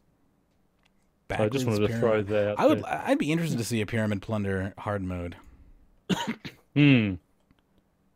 Complete revamp, make it harder, make it less painful. Where there's mummies you have to sort of avoid or kill as you go through. And mummies have 6-stage attacks. That'll make a really hard mode. I'd love to see like the painful part of it fixed. Like when you're looting a tomb, it's kind of automated. But then like when you're in combat or you have to solve a puzzle, that's when you take over. But the repetitive clicking, I think, needs to go because that's just bad for your hand. But like you could make it interesting by having, when you're not looting and you're solving a puzzle or you're fighting a mummy or you're avoiding a trap or something like that. Those types of things I think are good attention grabbers. Mashing buttons to opening urns repetitively for hours is a bad use of your poor finger. Carpal tunnel syndrome. Yeah. Anyway, I'll let you go into the next one now. So this next post is an opinion post by Precook, who says why untradeable items are bad. Now this is a lengthy post. I'm going to read through the post, and then there's a comment by Mod Timbo that I believe responds to it a few posts down. If you want to grab that after I read this, that would be great. Okay.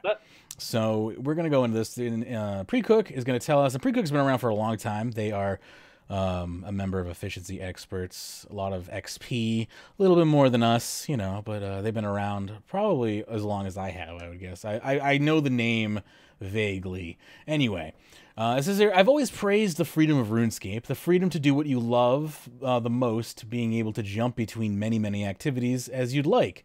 The idea of not being forced to take certain routes to achieve your goals. I know that you want everyone to take part in an activity, but by making the rewards untradeable merely makes the activity less interesting in the long run for the players that actually enjoy it and forces those who don't like the activity to spend time on it.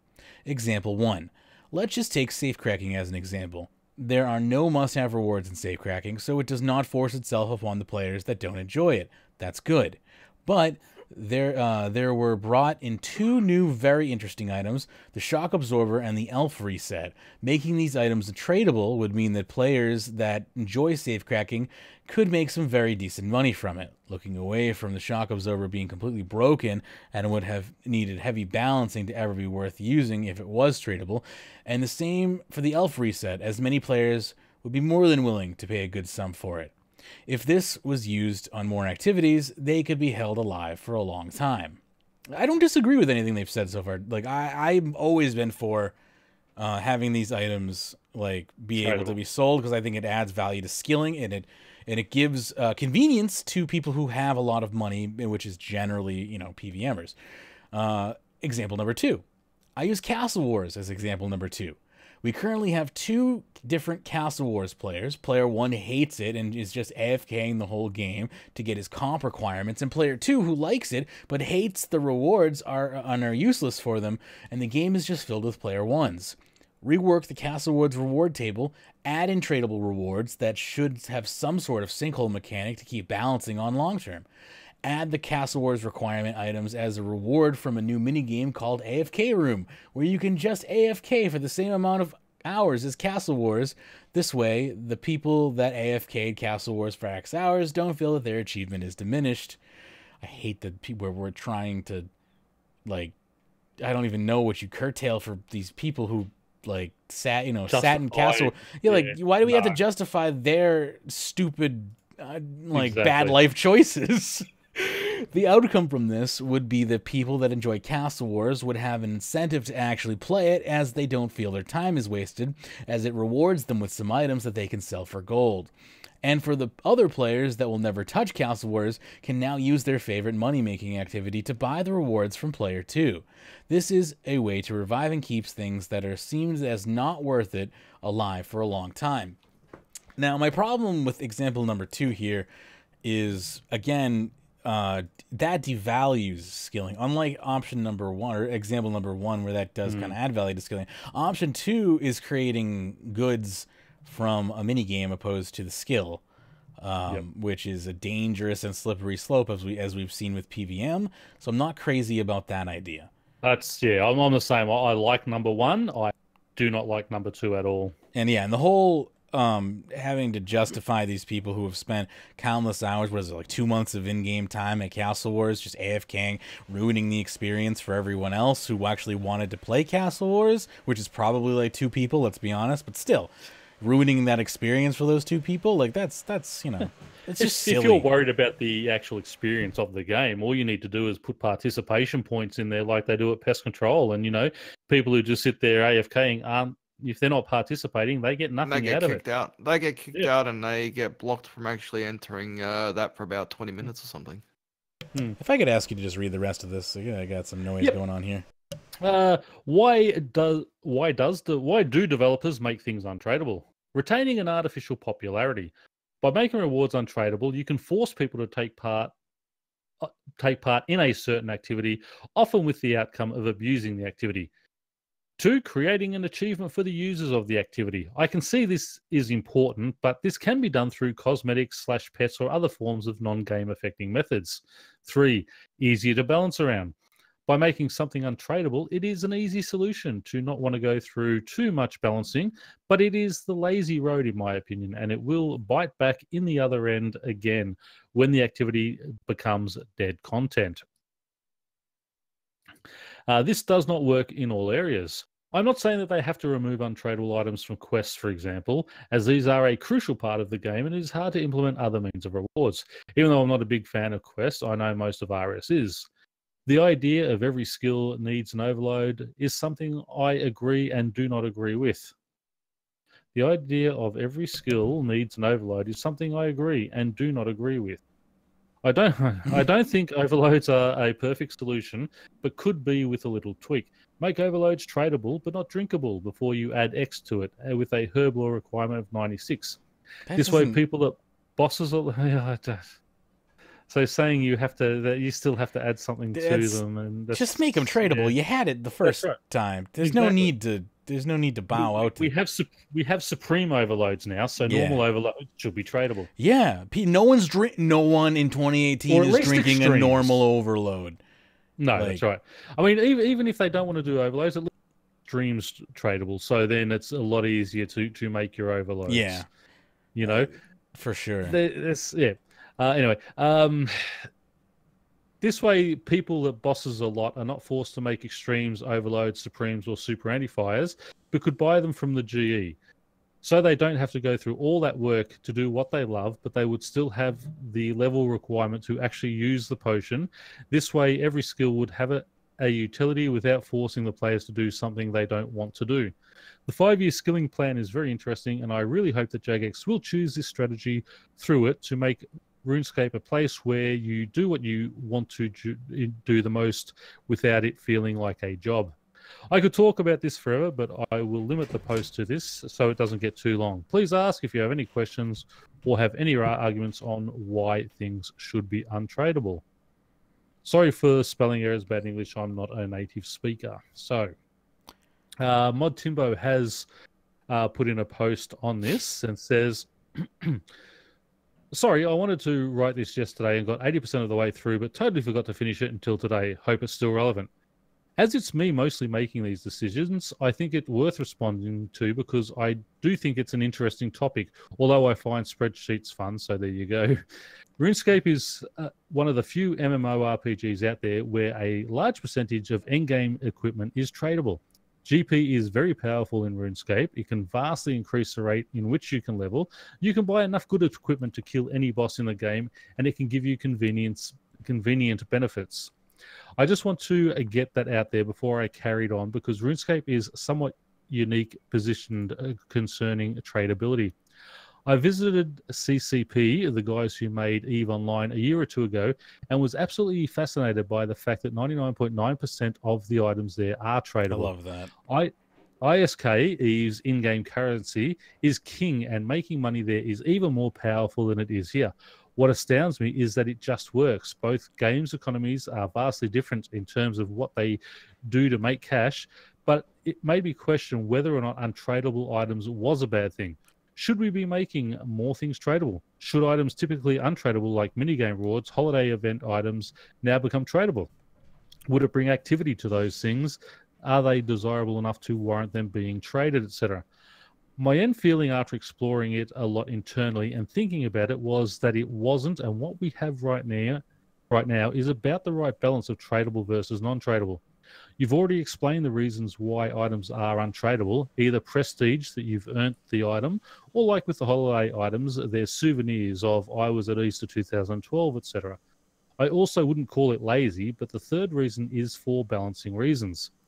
To go on to safe cracking specifically, Mod Shogun asked me during the project whether or not the shock absorbers or Elf Clan resets should be made tradable, and the reason I gave for saying no was for balancing concerns.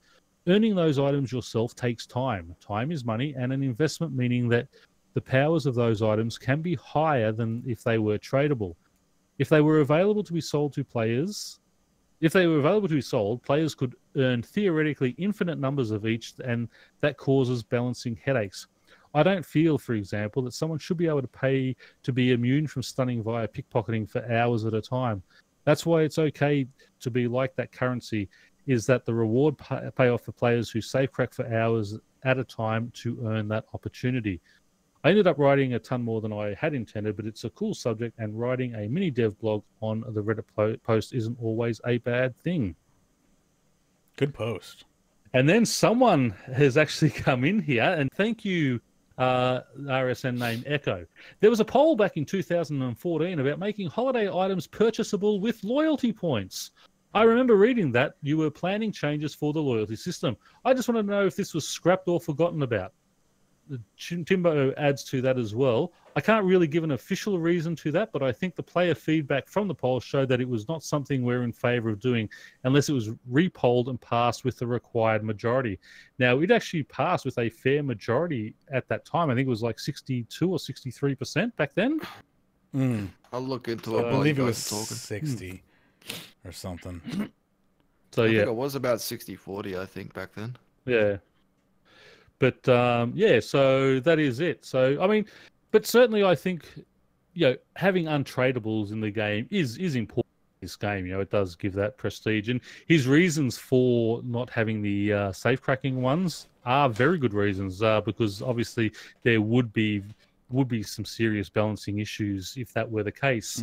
However, as we said, older things in game like extreme potions and even overloads, as newer, higher things come out that are untradable, those lesser ones should become tradable. Okay, and I do have the result of that poll, by the way. The holiday items for loyalty points. The question was, should we make untradable rewards from old holiday events available in Solomon's store for loyalty points? Tradable items such as party hats are not included in this poll. The yes vote passed with 59% of the vote. The none, obviously the no's were 41%, but it was a total of around 130,000 people who voted in total. So that was 79,000 people voted for yes, which made the 59%. Which is more than vote in the current day. Yeah, obviously, if they're aiming for 75% now, it's not passing. But that is a majority. It was a majority at the time, and the majority at the time was what, 50% had passed. So it was at 60%. It passed. So Timbo, saying they decided not to is just BS. Yeah, there was enough backlash from their elite PVMers, I would say, that they said, oh no, okay, then we won't do it. Money talks. Anyway. That's it. Money talks and official poll results walk, right? Continuing along here, we're going to talk about skill cape perks. Continuing here. We have Osborne and... is it just Osborne's response here? I thought I had two responses here. There was two responses, I thought, on this one. Yeah, I thought I had two responses here. Yeah, where's Shawnee's response? I lost Shawnee's response. Did I accidentally put the link to both? Looks like I might have linked it wrong. Oh, well, we'll do Osborne's response at the very least. Let me start with that one, and then we can go back to the original document and try to find, or if anyone, while I'm doing this one, feel free. Anyway, this is in response to people basically saying that skill cape perks need to be repolled. Osborne says, I know there's been a fair amount of criticism on the topic, so we wanted to share our thoughts. First of all, the annual survey alongside the Build a Backlog polls are not threshold polls or guaranteed content polls. We do not treat them in the same way. If something scores highly or indeed poorly, they do not immediately get made or cast out. These surveys are merely ways for us to get information, and we couple that with a lot more information in data analytics. I lost my space there. Why did I totally lost my space there? Why is my brain just not working at all? I'll just start from here.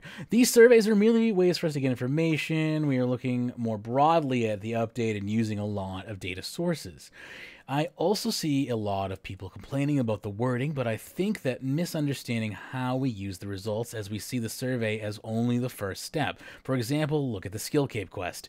It scored highly, but why? It actually included just as many individual elements as the master skill cape perk option, a quest, 99 requirements, an upgrade to a skill cape, and an alternate skill cape perk. There are lots of reasons to like the idea. You could criticize the option for including too many factors, but it is done deliberately, so get a lot of ideas in front of you. Now we look that something about the idea has resonated. The next task is what? So we scout feedback on the forums and in-game. We talk about it on live streams and Discords. We look at the data at what people are doing. We do a fair few things to build a big picture. We may follow it up with another poll. As a note, I can see a version of this where we do more polling, split out the various factors and pull them separately, employ a market researcher and do this properly. It could work, but it would be slower, it would lead to longer polls, and we might not accidentally have found the hook that people like the Master Skill Cape perks and the Skill Cape quest. There's a different direction here, and we might explore it, particularly as players see the poll, but don't see the work we do behind the scenes, and I think it's frustrating people. For Master Skill Cape perks, we knew about the mixed feedback about the various factors. We were able to isolate the levels of people who voted for this option and those who didn't, a function you might not know about. We chatted to a fair few people about their response, not those on Reddit, but people in-game who did not necessarily communicate on social media. They were far more interested in the 120 perks than on Reddit. When We then pulled information and the behind-the-scenes stuff, our long-term plans for the game, the increasingly high average levels of players, what we feel is the benefit of the game, etc. We considered polling. Actually, we considered only polling virtual 120 perks as we felt others had few reasons to disregard them, but eventually decided not to. Since we had a design solution that we felt reached a strong compromise, the virtual 120 perks would be much less advantageous and solely utility, while non-virtual 120 perks would be far more advantageous. If a skill ever went to non-virtual 120, then the perk would be added to it with much increased functionality. So that's where we are. I will admit, while we knew that there would be some negative feedback, the level has been slightly more than expected. We'll have a chat on Monday, but that is as much as I can promise, so please do not consider this a promise of change. I hope that this gives a bit more transparency into how we work. I will be honest, the surveys are hugely useful to us, and we get lots of ideas in front of you, and we can then follow up on and get data to do more refined work. But I can see they are beginning to irritate as you only see the first poll. There are ways of resolving that: transparency on process and less polls, more polls, etc. But it needs to be more thought and not on a Sunday. So obviously he wrote this on a Sunday. Anyway. I was trying to find the Shawnee one, but I couldn't find it there. I will see if I can find it. But either way, I'm glad to see that they're not just, taking Reddit at face value and running with it. It's like, oh, Reddit's upset again. It's like, well, they aren't the majority. I think they finally worked out that, some of the people on Reddit just like to whinge for the sake of whinging, and they don't actually represent the majority of the player base. Yeah, I think that is a pretty good way to go Most about it. of the time we have to avoid Reddit because of its toxic posts. Or that's where we go for the good end of the show posts, Yeah, yeah, that's a good point. although the end of the show is actually from the official forums this time it around. is, yeah. Wow, we're going opposites, are we? There we go. But I mean, they said the rework of the 99 perks is the absolute core of the update, and people are still going on, and Shawnee's actually Osborne has stayed. He kept on the discussion with the people. We are going to rework the 99 perks. That's the core, the absolute core of the update is reworking the 99.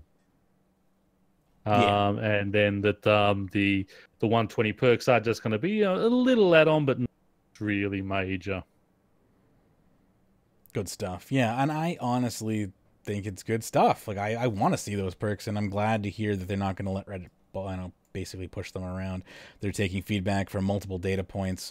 And yeah, it's not completely transparent. We don't see that all. All we see is that one poll, and it can, I guess, look a little more confusing than it actually does to them because they have a much bigger picture than we have in front of us. So it looks a lot different to the people who are complaining on Reddit. Anyway, so... Sorry. Yes. People I just want to read just another one. This is a comment because people are saying that Jagex are doing these things just to annoy the players. Jagex Osborne responds, "I don't want you to think that we deliberately aim to annoy.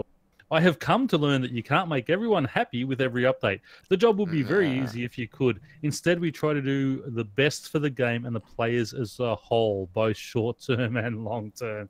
That was well said to saying, "Stop your whinging, bitch." Yeah. So, it's been 6 months. And your MTX. Yeah, it's been 6 months. This got almost 1,000 upvotes, which is a little surprising. Is it though? Hang on. Let me just put an upvote in there now, so it's at 999. Oh, we only need one more turn. Come on. I'll take a downvote. Oh, jerk. So close. It's been exactly, well, it was exactly 6 months as of, 14 days ago? It's been a little while. Since Jagex released the monetization statement. Remember we made that big fuss about treasure hunter promotions and about how we didn't want promotions that lose the integrity of the game? Remember when it took them a month to come up with a formal response, an apology of sorts, more of a please stop unsubscribing, guys, we're going to change, we promise, that seemed to hush us up? I'd like to provide an overview to what's going on with the events team over at Jagex in the past 6 months since this forum post. I'd like to mention just want Jagex to be held responsible for their words. This post is more about how they said that they were going to change how they dealt with promos and reworks into Treasure Hunter into being more about cosmetics, but the same stuff went on 6 months ago and it's still going on today. Now, it's going to take a lot longer than 6 months to retool this. But what we also need to understand is with what is going on in countries out there about loot boxes and such, they have to actually sit back and see exactly what's going to happen, what laws are going to be coming out, what's going to be what's constituted as gambling and such. So there's no point putting a whole lot of development into something thinking, okay, we're going to be safe, this is okay, only to have someone like Belgium or the Netherlands come out and say, no, that doesn't fit into what we say as well. You've got to scrap that too. I think that the Treasure Hunter promotions haven't been anywhere near as egregious as they have been in previous times.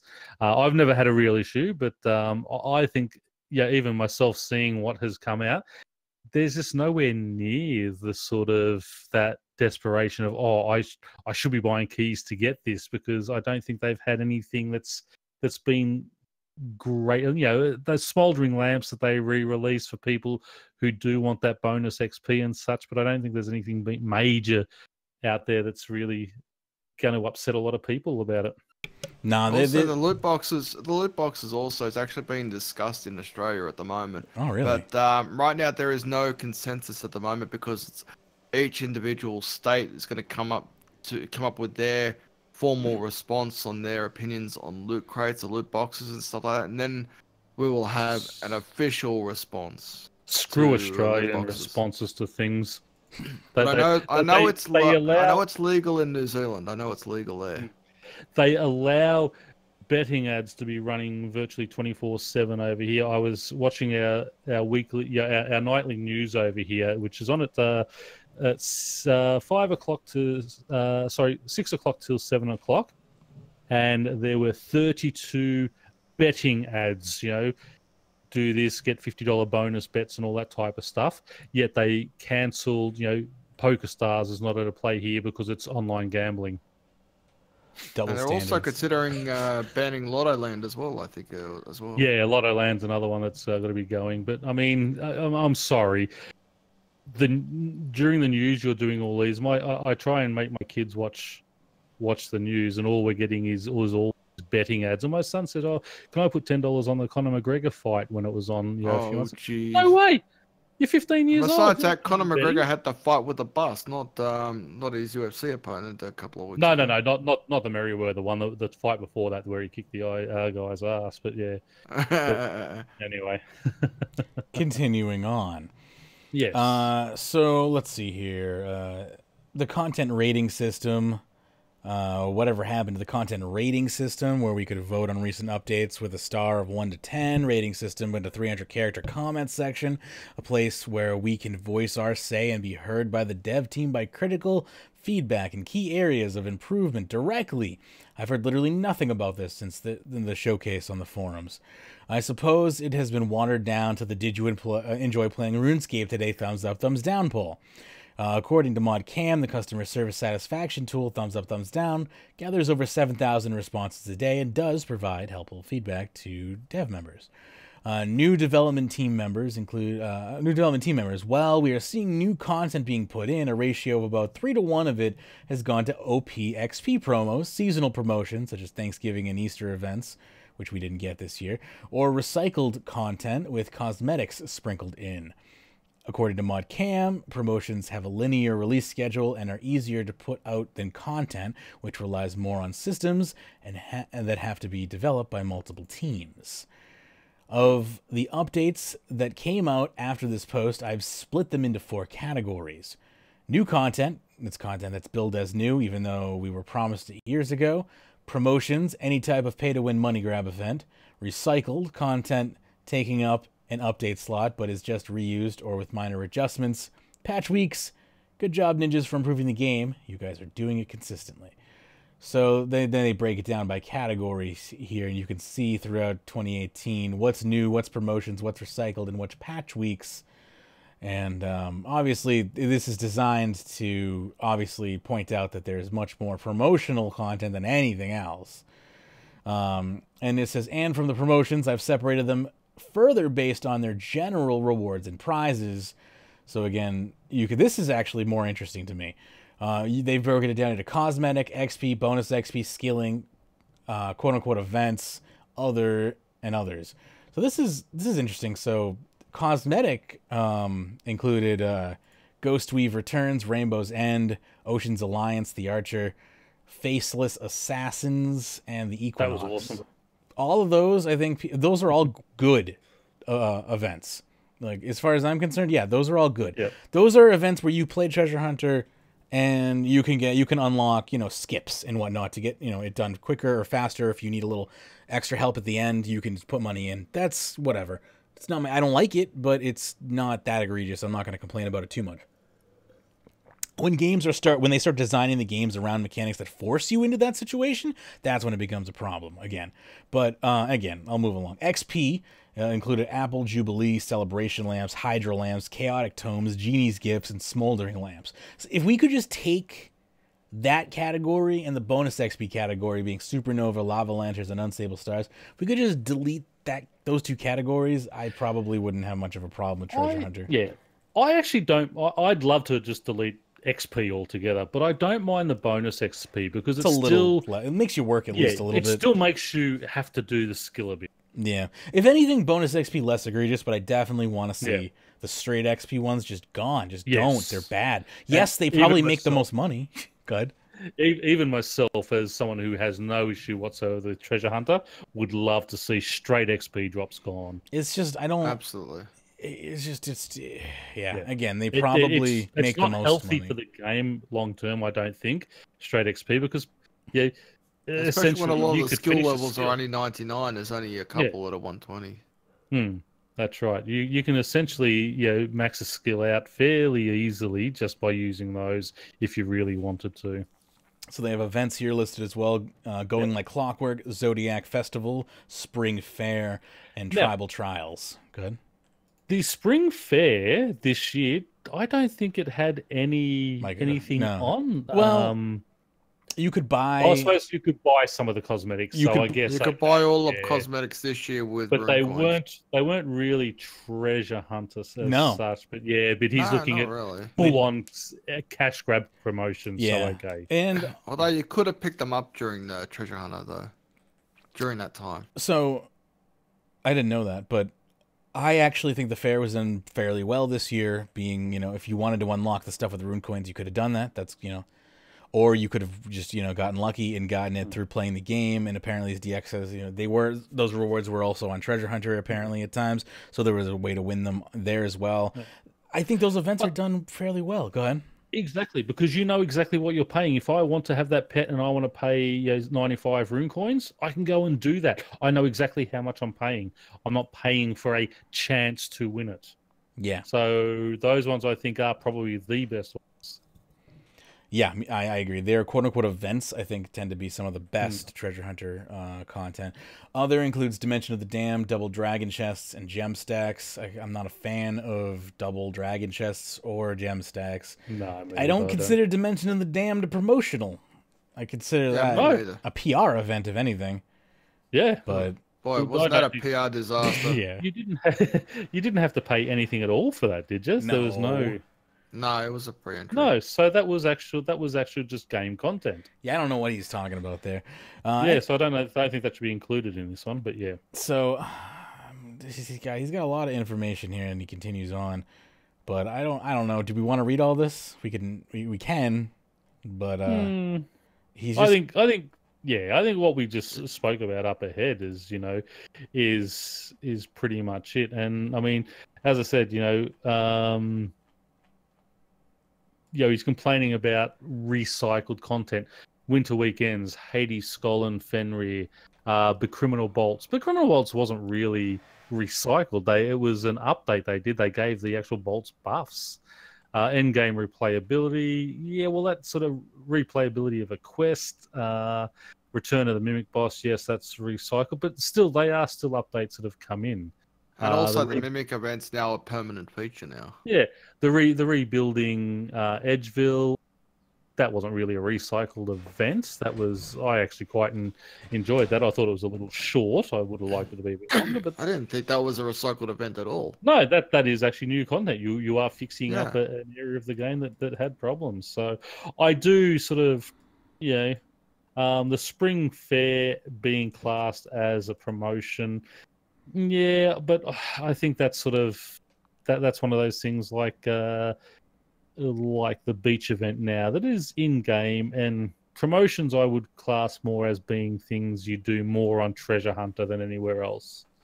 So there's a few of those in there I would happen to take it.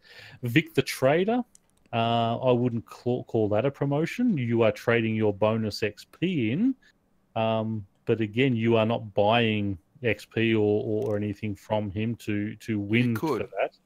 You could buy XP from him.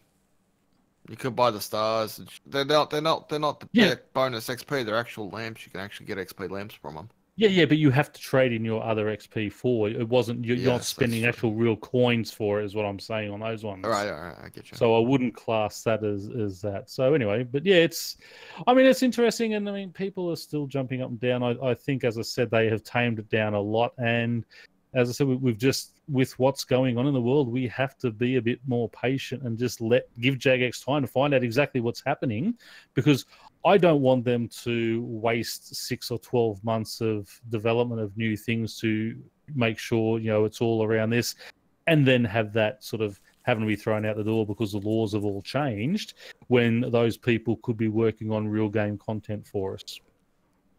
I like real game content. I found the JMod post. It was downvoted to oblivion, so it was hard to find. But I found ModCam's actual post here. It says, "Hi everyone, I wanted to jump in and address a few concerns and points raised in this thread. It's good timing, as last week a few of the relevant stakeholders, including the head of live events and head of RuneScape, got together to discuss increasing our engagement with the community to keep you more updated about MTX. It's clear from this post that it is something you want, and we want to give it to you. Over to some points. Quote, whatever happened to the content rating system? The content appraisal system is something which was in development alongside the thumbs up, thumbs down customer satisfaction tool. We wanted to test the CSAT tool first to identify the value we could get from it, and can safely say it has quickly become one of our most used tools for measuring the impact of content releases, announcements, and updates. Daily, we received over 7,000 responses, which are reviewed in real time and can be broken down by total and combat level, account age, player habits, language, and more, all fed back to the developers to inform on decision making. Players keep giving us your feedback via thumbs up and thumbs down. We check your responses daily and take them seriously." So for anyone who doubted the impact of the thumbs up, thumbs down system, it seems like it's a pretty good way to let Jagex know how you're feeling about your play session. I highly recommend using it before you log out each time. You know, whether or not you had a good session or a bad session, you should let them know. Or I do as well. Or, you know, if like there's an announcement on Reddit or something, or the website, you could just downvote for that as well if you want. It's something you like or don't like. You can upvote, downvote based off of announcements as well. Let's see here.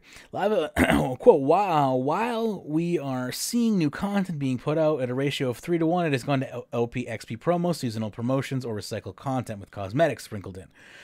Live events, excuse me, live events, I still can't talk. Live events have a linear release schedule, so the scope of requirements needed to launch promotions are most of the time a lot smaller than new content changes. For content releases, the reliance on stakeholders and support across multiple teams is far greater than promotions, which is why you will see more consistent and frequent releases from the live events team. Basically, you can understand why live events churns out content a lot easier than other teams, because they're kind of a self-contained, you know, sausage machine, if you will. Quote, this post is more about how they said they were going to change how they dealt with promos and add to the rework on Treasure Hunter, blah, blah, blah, blah, blah. Our recent meeting was a chance to plan discussions and be more transparent with incoming promotions. On Treasure Hunter, we planned for an upgrade on Treasure Hunter with design and development underway. The Treasure Hunter The further into development we got, we realized this wasn't what players wanted and ultimately had to solve other issues you had raised, so we have taken a step back to review the wider landscape of monetization in the game. We understand that this is not the desired answer to the question, but I wanted to be as honest as possible when answering. Although we are not quite ready to share full details yet, I can assure you that the team have some exciting plans for Treasure Hunter rewards and Solomon's store that we are confident will be well received. We'll provide more information on this over the coming weeks. So there you go. Some possible changes coming to Treasure Hunter, but not anytime soon. I'm just reading through some of the comments people have, and I just want to read one that says, I quit about 5 years ago due to the microtransactions. It's been hard seeing RS still heading down that slippery slope. And a membership price increase is ridiculous considering that microtransactions are supposed to supplement income for game updates and maintenance. So Jagex didn't have to increase prices. Anyone still playing should contest that or call them out. Now, if you quit the game 5 years ago, what are you doing on the RuneScape Reddit? That website? Is what we call... MTX only came in 2013, I believe. We call that a dry quit. It's like a dry drunk. Yeah. It's like... Exactly. He may not be He's not playing, but... He's not playing the game. He's just hanging out and complaining in the forums because he wants to come back. He's hanging out in non-members' worlds or something. Another one. This game will die soon for the shit updates. Yeah. And we've been saying that for 5 years and we're still playing it. So no, this is the best one though. I hate to be that guy, but to be completely honest, I have given up and realized that since the Gower brothers left, the Chinese just want to milk this game into the grave. Oh, jeez, that's no heavy, comment. isn't it? Right now, I have 100 H left to Master Quest, Cape, and Comp. I'll find closure and feel done with the game after that and quit. Just look at all the active bots. They only care about money, and they don't feel ashamed of pushing all these recycled events. Like, we just saw how many bots they're taking out of the game. Yeah, you know, they the money. I mean, the Chinese have actually done a hell of a lot more for the game than the IVP is. Yeah, IVP was just trying to find ways to turn Jagex into a cash cow. Gowers didn't leave the company. Gowers sold the company because they were out to make a buck as well. People act like the Gowers are these high and mighty people, like they got exiled or something. Like, no, they sold out. They sold I probably would have too. But of course it would, yeah. Eventually, you have to understand is in a creative mind, you eventually want to make new things, and like, okay, you're probably bored of the fact that like this thing basically runs itself now. You want to go and do something else, but you don't. And you gotta sell at that point. You go and do something else. I don't blame the guy, but you know, it's just things were different under his reign for sure. But don't hold him in sainthood. That's right, and it was a different era back then too. It was. It definitely was. We didn't have to contend against this era's mobile games and MTX things there. That was an era before punctuation, kind of like this next post.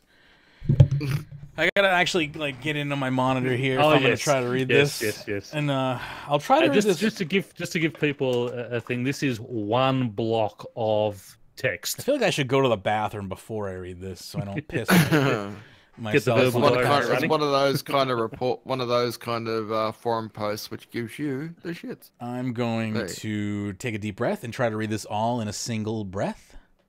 So here we go. All right, the post is called "I Know How to Solve the Bot Problem," and this is by XYG Dipper, and they say, "Hey, Jagus, I think I may know the solution to your bot problem. I've been studying their behaviors. I think I know how to solve this. Do something like you did with the bonds to get rid of the god farmers. Do something that would substitute boating so people would stop using these I don't know if any bonds have crushed the gold farmers, but I don't think so you still have them so on OSRS, and I see some of the RuneScape 3 advertising gold selling websites, but I can't get something to replace boating, sorry. Ike, make me something that requires some kind of energy like EOC, like lower the energy goes, like the lesser the time they got these services, but after they are down, they cannot do it for another day. I think this here could solve your bot problem, replace the botting just like you replace the gold farming with bonds. With So bots. he wants official bots in the game, so you can just buy bots from Jagex Yeah, to run in the he game. wants to buy a bot with a bond. What about all the spelling errors? Holy shit! Bot problem. I did my best. You got bot problem. I like You got some thingamong from Scoose's reply. Give this guy a job. Accurate. Oh, that was good stuff. That's good stuff. I don't know right how there. you managed to read through that without your head exploding. That was tough. It would be nice if the OP used some grammar or spelling or punctuality. Really, there is no punctuation at all because now I feel like me no understand. Capitals. There's no capitals in it either. Why do people on the internet always ramble incoherently Would you- instead of following the rules of their language? And people are surprised that some people start fighting because of miscommunication. The human Perford. race is such a weird species. Perford did us a true favor here. He says, I decrypted your post. It was difficult, but years of reading and writing Taiwanese left me fluent in the language. Taiwanese. So he fixed it. Let's hear his version of it. He says, "Hey Jagex, I have a solution to your bot problem and something to substitute the bots. Even this version I can't read. Add something to substitute bots to the game, kind of like you did when you added bonds to combat gold farmers. I don't know if you actually crushed the gold farmers since I still see them advertising on both OS and RS3. My actual solution is much different. What I seem to be trying to express is that I think the solution is adding more time-gated content, some kind of energy system that limits the player in doing a certain activity. When the bot is out of energy, it won't be able to do that activity until a day has passed. I think this could solve the bot problem." Well, I mean, at least it's readable now. Yeah, well, that's it. Jeez. I still think his idea is stupid. Did you have to take knapsacks with you everywhere? Bring sleeping bags. Yeah, it's like all we need in this game is a fatigue system. He's right. We've gone full circle all the way. We're all the way back to the beginning once we bring sleeping bags back into the game. How you doing, David? I'm doing well. I think I wanted to be on today, but woke up a little late. But figured I'd come stop in for the last bit of it. That's fair. We are on the tail end here. That was our last post of the evening. We did briefly talk about the removal of Fortic. Would love to hear your thoughts on that. Just an official statement, or feel free to take 10 minutes up. I don't care. Oh yeah, sure. I'm not sure what you ended up saying. I think that I it's going agree. away, and it shouldn't. Maybe they should be more careful about treating bugs as features, especially on official channels, and that's about it. When 6 Yeah. months ago, sort of mods were playing it and saying how good this 4-tick was. Yeah, I mean, mods were like jokingly asking people to teach them how to Fortic. But yeah, Joking, not joking, right? so my thoughts on it are it is a bug. That's fine that it's being removed. It's clearly overpowered, especially when it comes to continuous. I don't think regular Forticking is overpowered. I think continuous almost certainly is. The other problem is that continuous probably requires a macro to be sustainable. Like there are those who do it without it, but it's if you're continuous Forticking, it's likely that if you don't own an orb weaver, you're probably macroing. Although I don't want to like say everyone is, because there's no way of knowing for sure. And yeah, I mean, arguably it's messed up the economy because kill times have gotten so fast. I think that's probably wrong and overblown. But there are definitely issues with it. What makes me sad is that there's a long history, I feel like, at this point of them promising content and then delivering and changing their mind.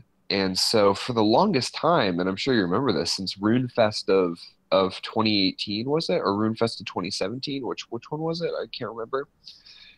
Whichever one was in the earliest part of this year.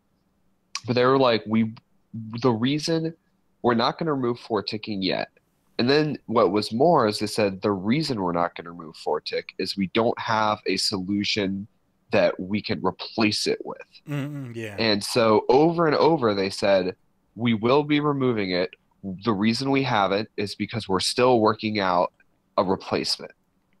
And so everyone was kind of okay with that because the reason people liked ticking was partially because of the DPS, but much more so because it made combat so interactive for those of us at that level of ability and confidence. And to all of a sudden just say, never mind, we're just going to repeal it, is pretty it's pretty disappointing. Yeah, I would imagine. And pretty frustrating. And going forward with basic changes to how the combat system works, it makes me feel it feel like it's harder to trust the combat council. And up to this point, they've kind of been very careful to say, you know, to not ever confirm that something would happen. They would always say, like, here are things we're considering, or what do you guys think of this, or here's an update that could happen. This one, they were pretty clear. It's like, we won't remove this until we've got a replacement. And now they're like, well, until Group Iron Man is in place, we won't even be looking at a replacement. So what does that even mean? Like, a year from now, they finally have a replacement system? Because until Group Iron Man comes released, they're not going to even try to find a replacement for it. And so maybe the solution the whole time, the correct one, was just removing Fortic. I disagree with that, but I'm obviously very biased. So that's fine. But at least just be honest about it, and just from the beginning say, hey, we think this is a bug. It's clearly being abused more than we thought. It's better than we thought. We're going to remove it. And people would have complained, but not as much as they are now. So I think a lot of the stuff on Reddit about people being really mad, or like PGamers being upset, it's much more so because we've lost the most interactive part of this of combat without a replacement, when we were very clearly, it's the lack of a replacement that hurts more than anything else. And also the breaking of a promise that was made over and over again is just frustrating. And I think that, again, you've got probably mods in there who love the idea and want something in there themselves of that type of thing, and then you sort of, maybe your older mods will say, no, this is a bug, we shouldn't be replacing. Maybe there was some infighting about all that as well. I mean, we don't know what goes on in the boardrooms and behind the scenes as well. But I think, as you said, I think if they had just bitten the bullet at the start, people would have yelled and screamed for a week or two, and then it would have just all been forgotten. By dragging it on and saying, but we're going to have a replacement and all this type of stuff, I think they've just made it worse. Yeah, I think so too. I really hope they do this at least a week before Solak, because I can't imagine them changing the way that the tick system reads auto attacks. Because the way they're changing it is they're going to put a hard cap on how many game ticks between auto attacks there can be to prevent 4 ticking. There's only going to be 5 auto attacks between 5 ticks. That, to me, I'm obviously not a programmer, so I could be completely wrong. To me, that sounds like a pretty fundamental change to how things work. Honestly, I don't know. I just feel like it'd be a big mistake to release that on release of Solak. Which seems like what they're doing, but... The other thing I want to ask you about, once you finish on that, is about Solak and about what looks to be maybe the inability to be able to sell kills, where everyone has to have a role and everyone has to be involved. Otherwise, it's gonna stuff up the kill. We'll take up Roman on his challenge. We said you. Yeah, we think he's wrong. There's always a way around that. There's always a way. I am very confident that we'll be able to figure it out. Well, best of luck to you, and we look forward to hearing the stories. That's for sure. Yeah. I'm pretty excited for Solak. I think it's pretty funny that when they were talking about how long it would take time-wise, they were like, it's taking JMods around 20 minutes, so we expect players to get it down to 12 to 15. Like, I'm glad they're finally being realistic about the DPS difference between us and them. Well, you got people that are playing the game, you know, all day, every day. And then you got these people who are playing it in like an hour burst. You know? I'm not trying to criticize. Oh yeah, him. no. I know. I'm just saying it's just funny because it's like, you know, it took them that Right, long yeah. to like change those numbers, but like you'd think that would have been a common like sense thing to change a long time ago. And also, like 20 minutes versus 12 minutes is such a massive difference. They're like, all right, 40% faster. yeah, it's like, all right, basically just cut whatever the time that it takes us in half, and that's what we'll say is going to probably take the players. That's a good rule of thumb. Yeah, that's pretty funny. Anyway, anything else anyone wants to talk about before we wrap up, or are we good to go? Not high. Oh, I'm gonna be a busybody tomorrow, that's for sure. It looks like I'm gonna actually be on radio tomorrow. What are you doing?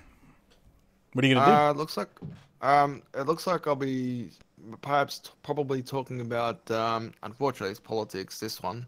Be talking about the budget, the federal budget, which gets handed down tomorrow night at 7:30 p.m. Plus, I might end up having to do a little bit of trivia with a friend of mine. So, what is there? Is this any station that anyone could tune into? Because like, is this terrestrial radio? Like, can people listen to you possibly?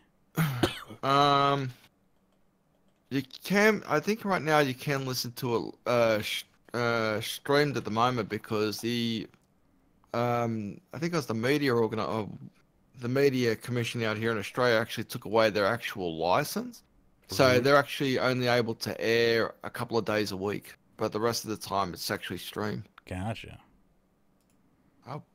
Should send me the I link. just information. I want to shout out Fatty420 for getting a Master Quest cape. It's a big achievement, so good. That is a big Yes, achievement. Yeah, we saw him. He's done the same as me, throwing the thanks in the Discord to David for helping him get that. David is our master PVMer. He's the RS Weekly go-to to help us all comp.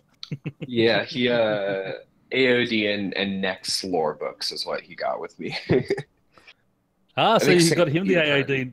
You got him the next lore book as well. That was nice. Yes, yeah. Because AOD obviously is your first kill, you get it. But that AOD one, it's that. See, you're that luck factor. Dave, yeah, everyone, take David along. 50 mil a kill. Take him to next, and he'll get you that lore book drop. Oh, I don't charge that much. Don't worry.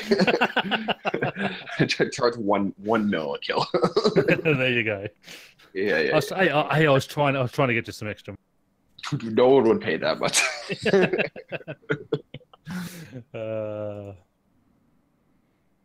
Right on. So I think that is about it. We're gonna get Mage out for his comp cape now. You had to do a lot of other requirements. I mean, Mage knows whenever he needs to finish Reaper, he knows, get the he knows who Reaper, to call. You know what? I should just do Reaper and change my title to Mage with the Reaper just to be ironic about it. Yeah. It'd be pretty funny. It's really, my title should be the Reaper because I freaking died to Abyssal Demons this morning trying to get the show set up. Anyway, that was purely for the show's fault though, because you were sitting there, you were looking at a totally different screen and worry about getting everything set up. You go, oh, that's right, I'm playing RuneScape, aren't I? Yeah. Look back, no, I'm in Death's office. Yeah. Classic. That's all right. The Helionora, give it a use. I haven't used that thing in weeks, so put it to use. Anyway, you can find us in many different places, including our Discord chat, discord.runeweek.com. We also have a Facebook page for you as well, facebook.com/rsweekly. We got a Twitter page for you as well, @rsweekly over there. And we also have a clan chat for you, Kill Skill and Chill. That's Kill Skill and Chill, or runescape.club if you want to check out our Rune Clan rankings. You can also check out my rankings at runescape.expert. And you can check out our YouTube channel where all the VODs go, and all of our other video series are located at runescape.video. And if you'd like to help us out, you can do so at patreon.com/runescape. And you can pledge any amount you want there. If you pledge at least $1, you're going to get access to the Patreon pre-shows. I just posted today's pre-show. It was 25 minutes long. It was good, though. We talked about the disappearance of Mod Cuppa, and that's all I'll say. So you can check that out at patreon.com/RuneScape by pledging any amount at all. And if you want, excuse me, you want to help us out with hosting bills this month, we got a lot of domains that are being renewed. PayPal.me/RSW is our one-time donation link. A big special thanks to our top Patreon supporters, including David, Ephistick, Sudwood, and Ricky A. Thank you so much for your ongoing support of the show. It means the world to me to be able to produce the show on a regular basis, and we would not be able to do so if it wasn't for our patrons. All of our patrons are loved and appreciated. Thank you so much. And yeah, we'll be back on Friday to do it all over again. Or, you know, if we end up doing it again on Monday, we end up doing it on Monday. It's all pretty much just, you know, I let my gut literally guide me. Like, literally. I don't mean that in, like, an intuition sense. I mean, like, if my gut is just stabbing pains, we just, you know, we wait until it's not, and then we do the show. Anyway, it's been a pleasure. We'll be back again on Friday as the scheduled day for the next RuneScape Weekly, so hope to see you then. I'm going to try to stream the quest tomorrow. No promises, but I'm super looking forward to that quest. So, you know, don't forget to follow us over twitch.tv/MageBit. Anyway, that's going to do it for this episode of RuneScape Weekly. As always, happy scaping.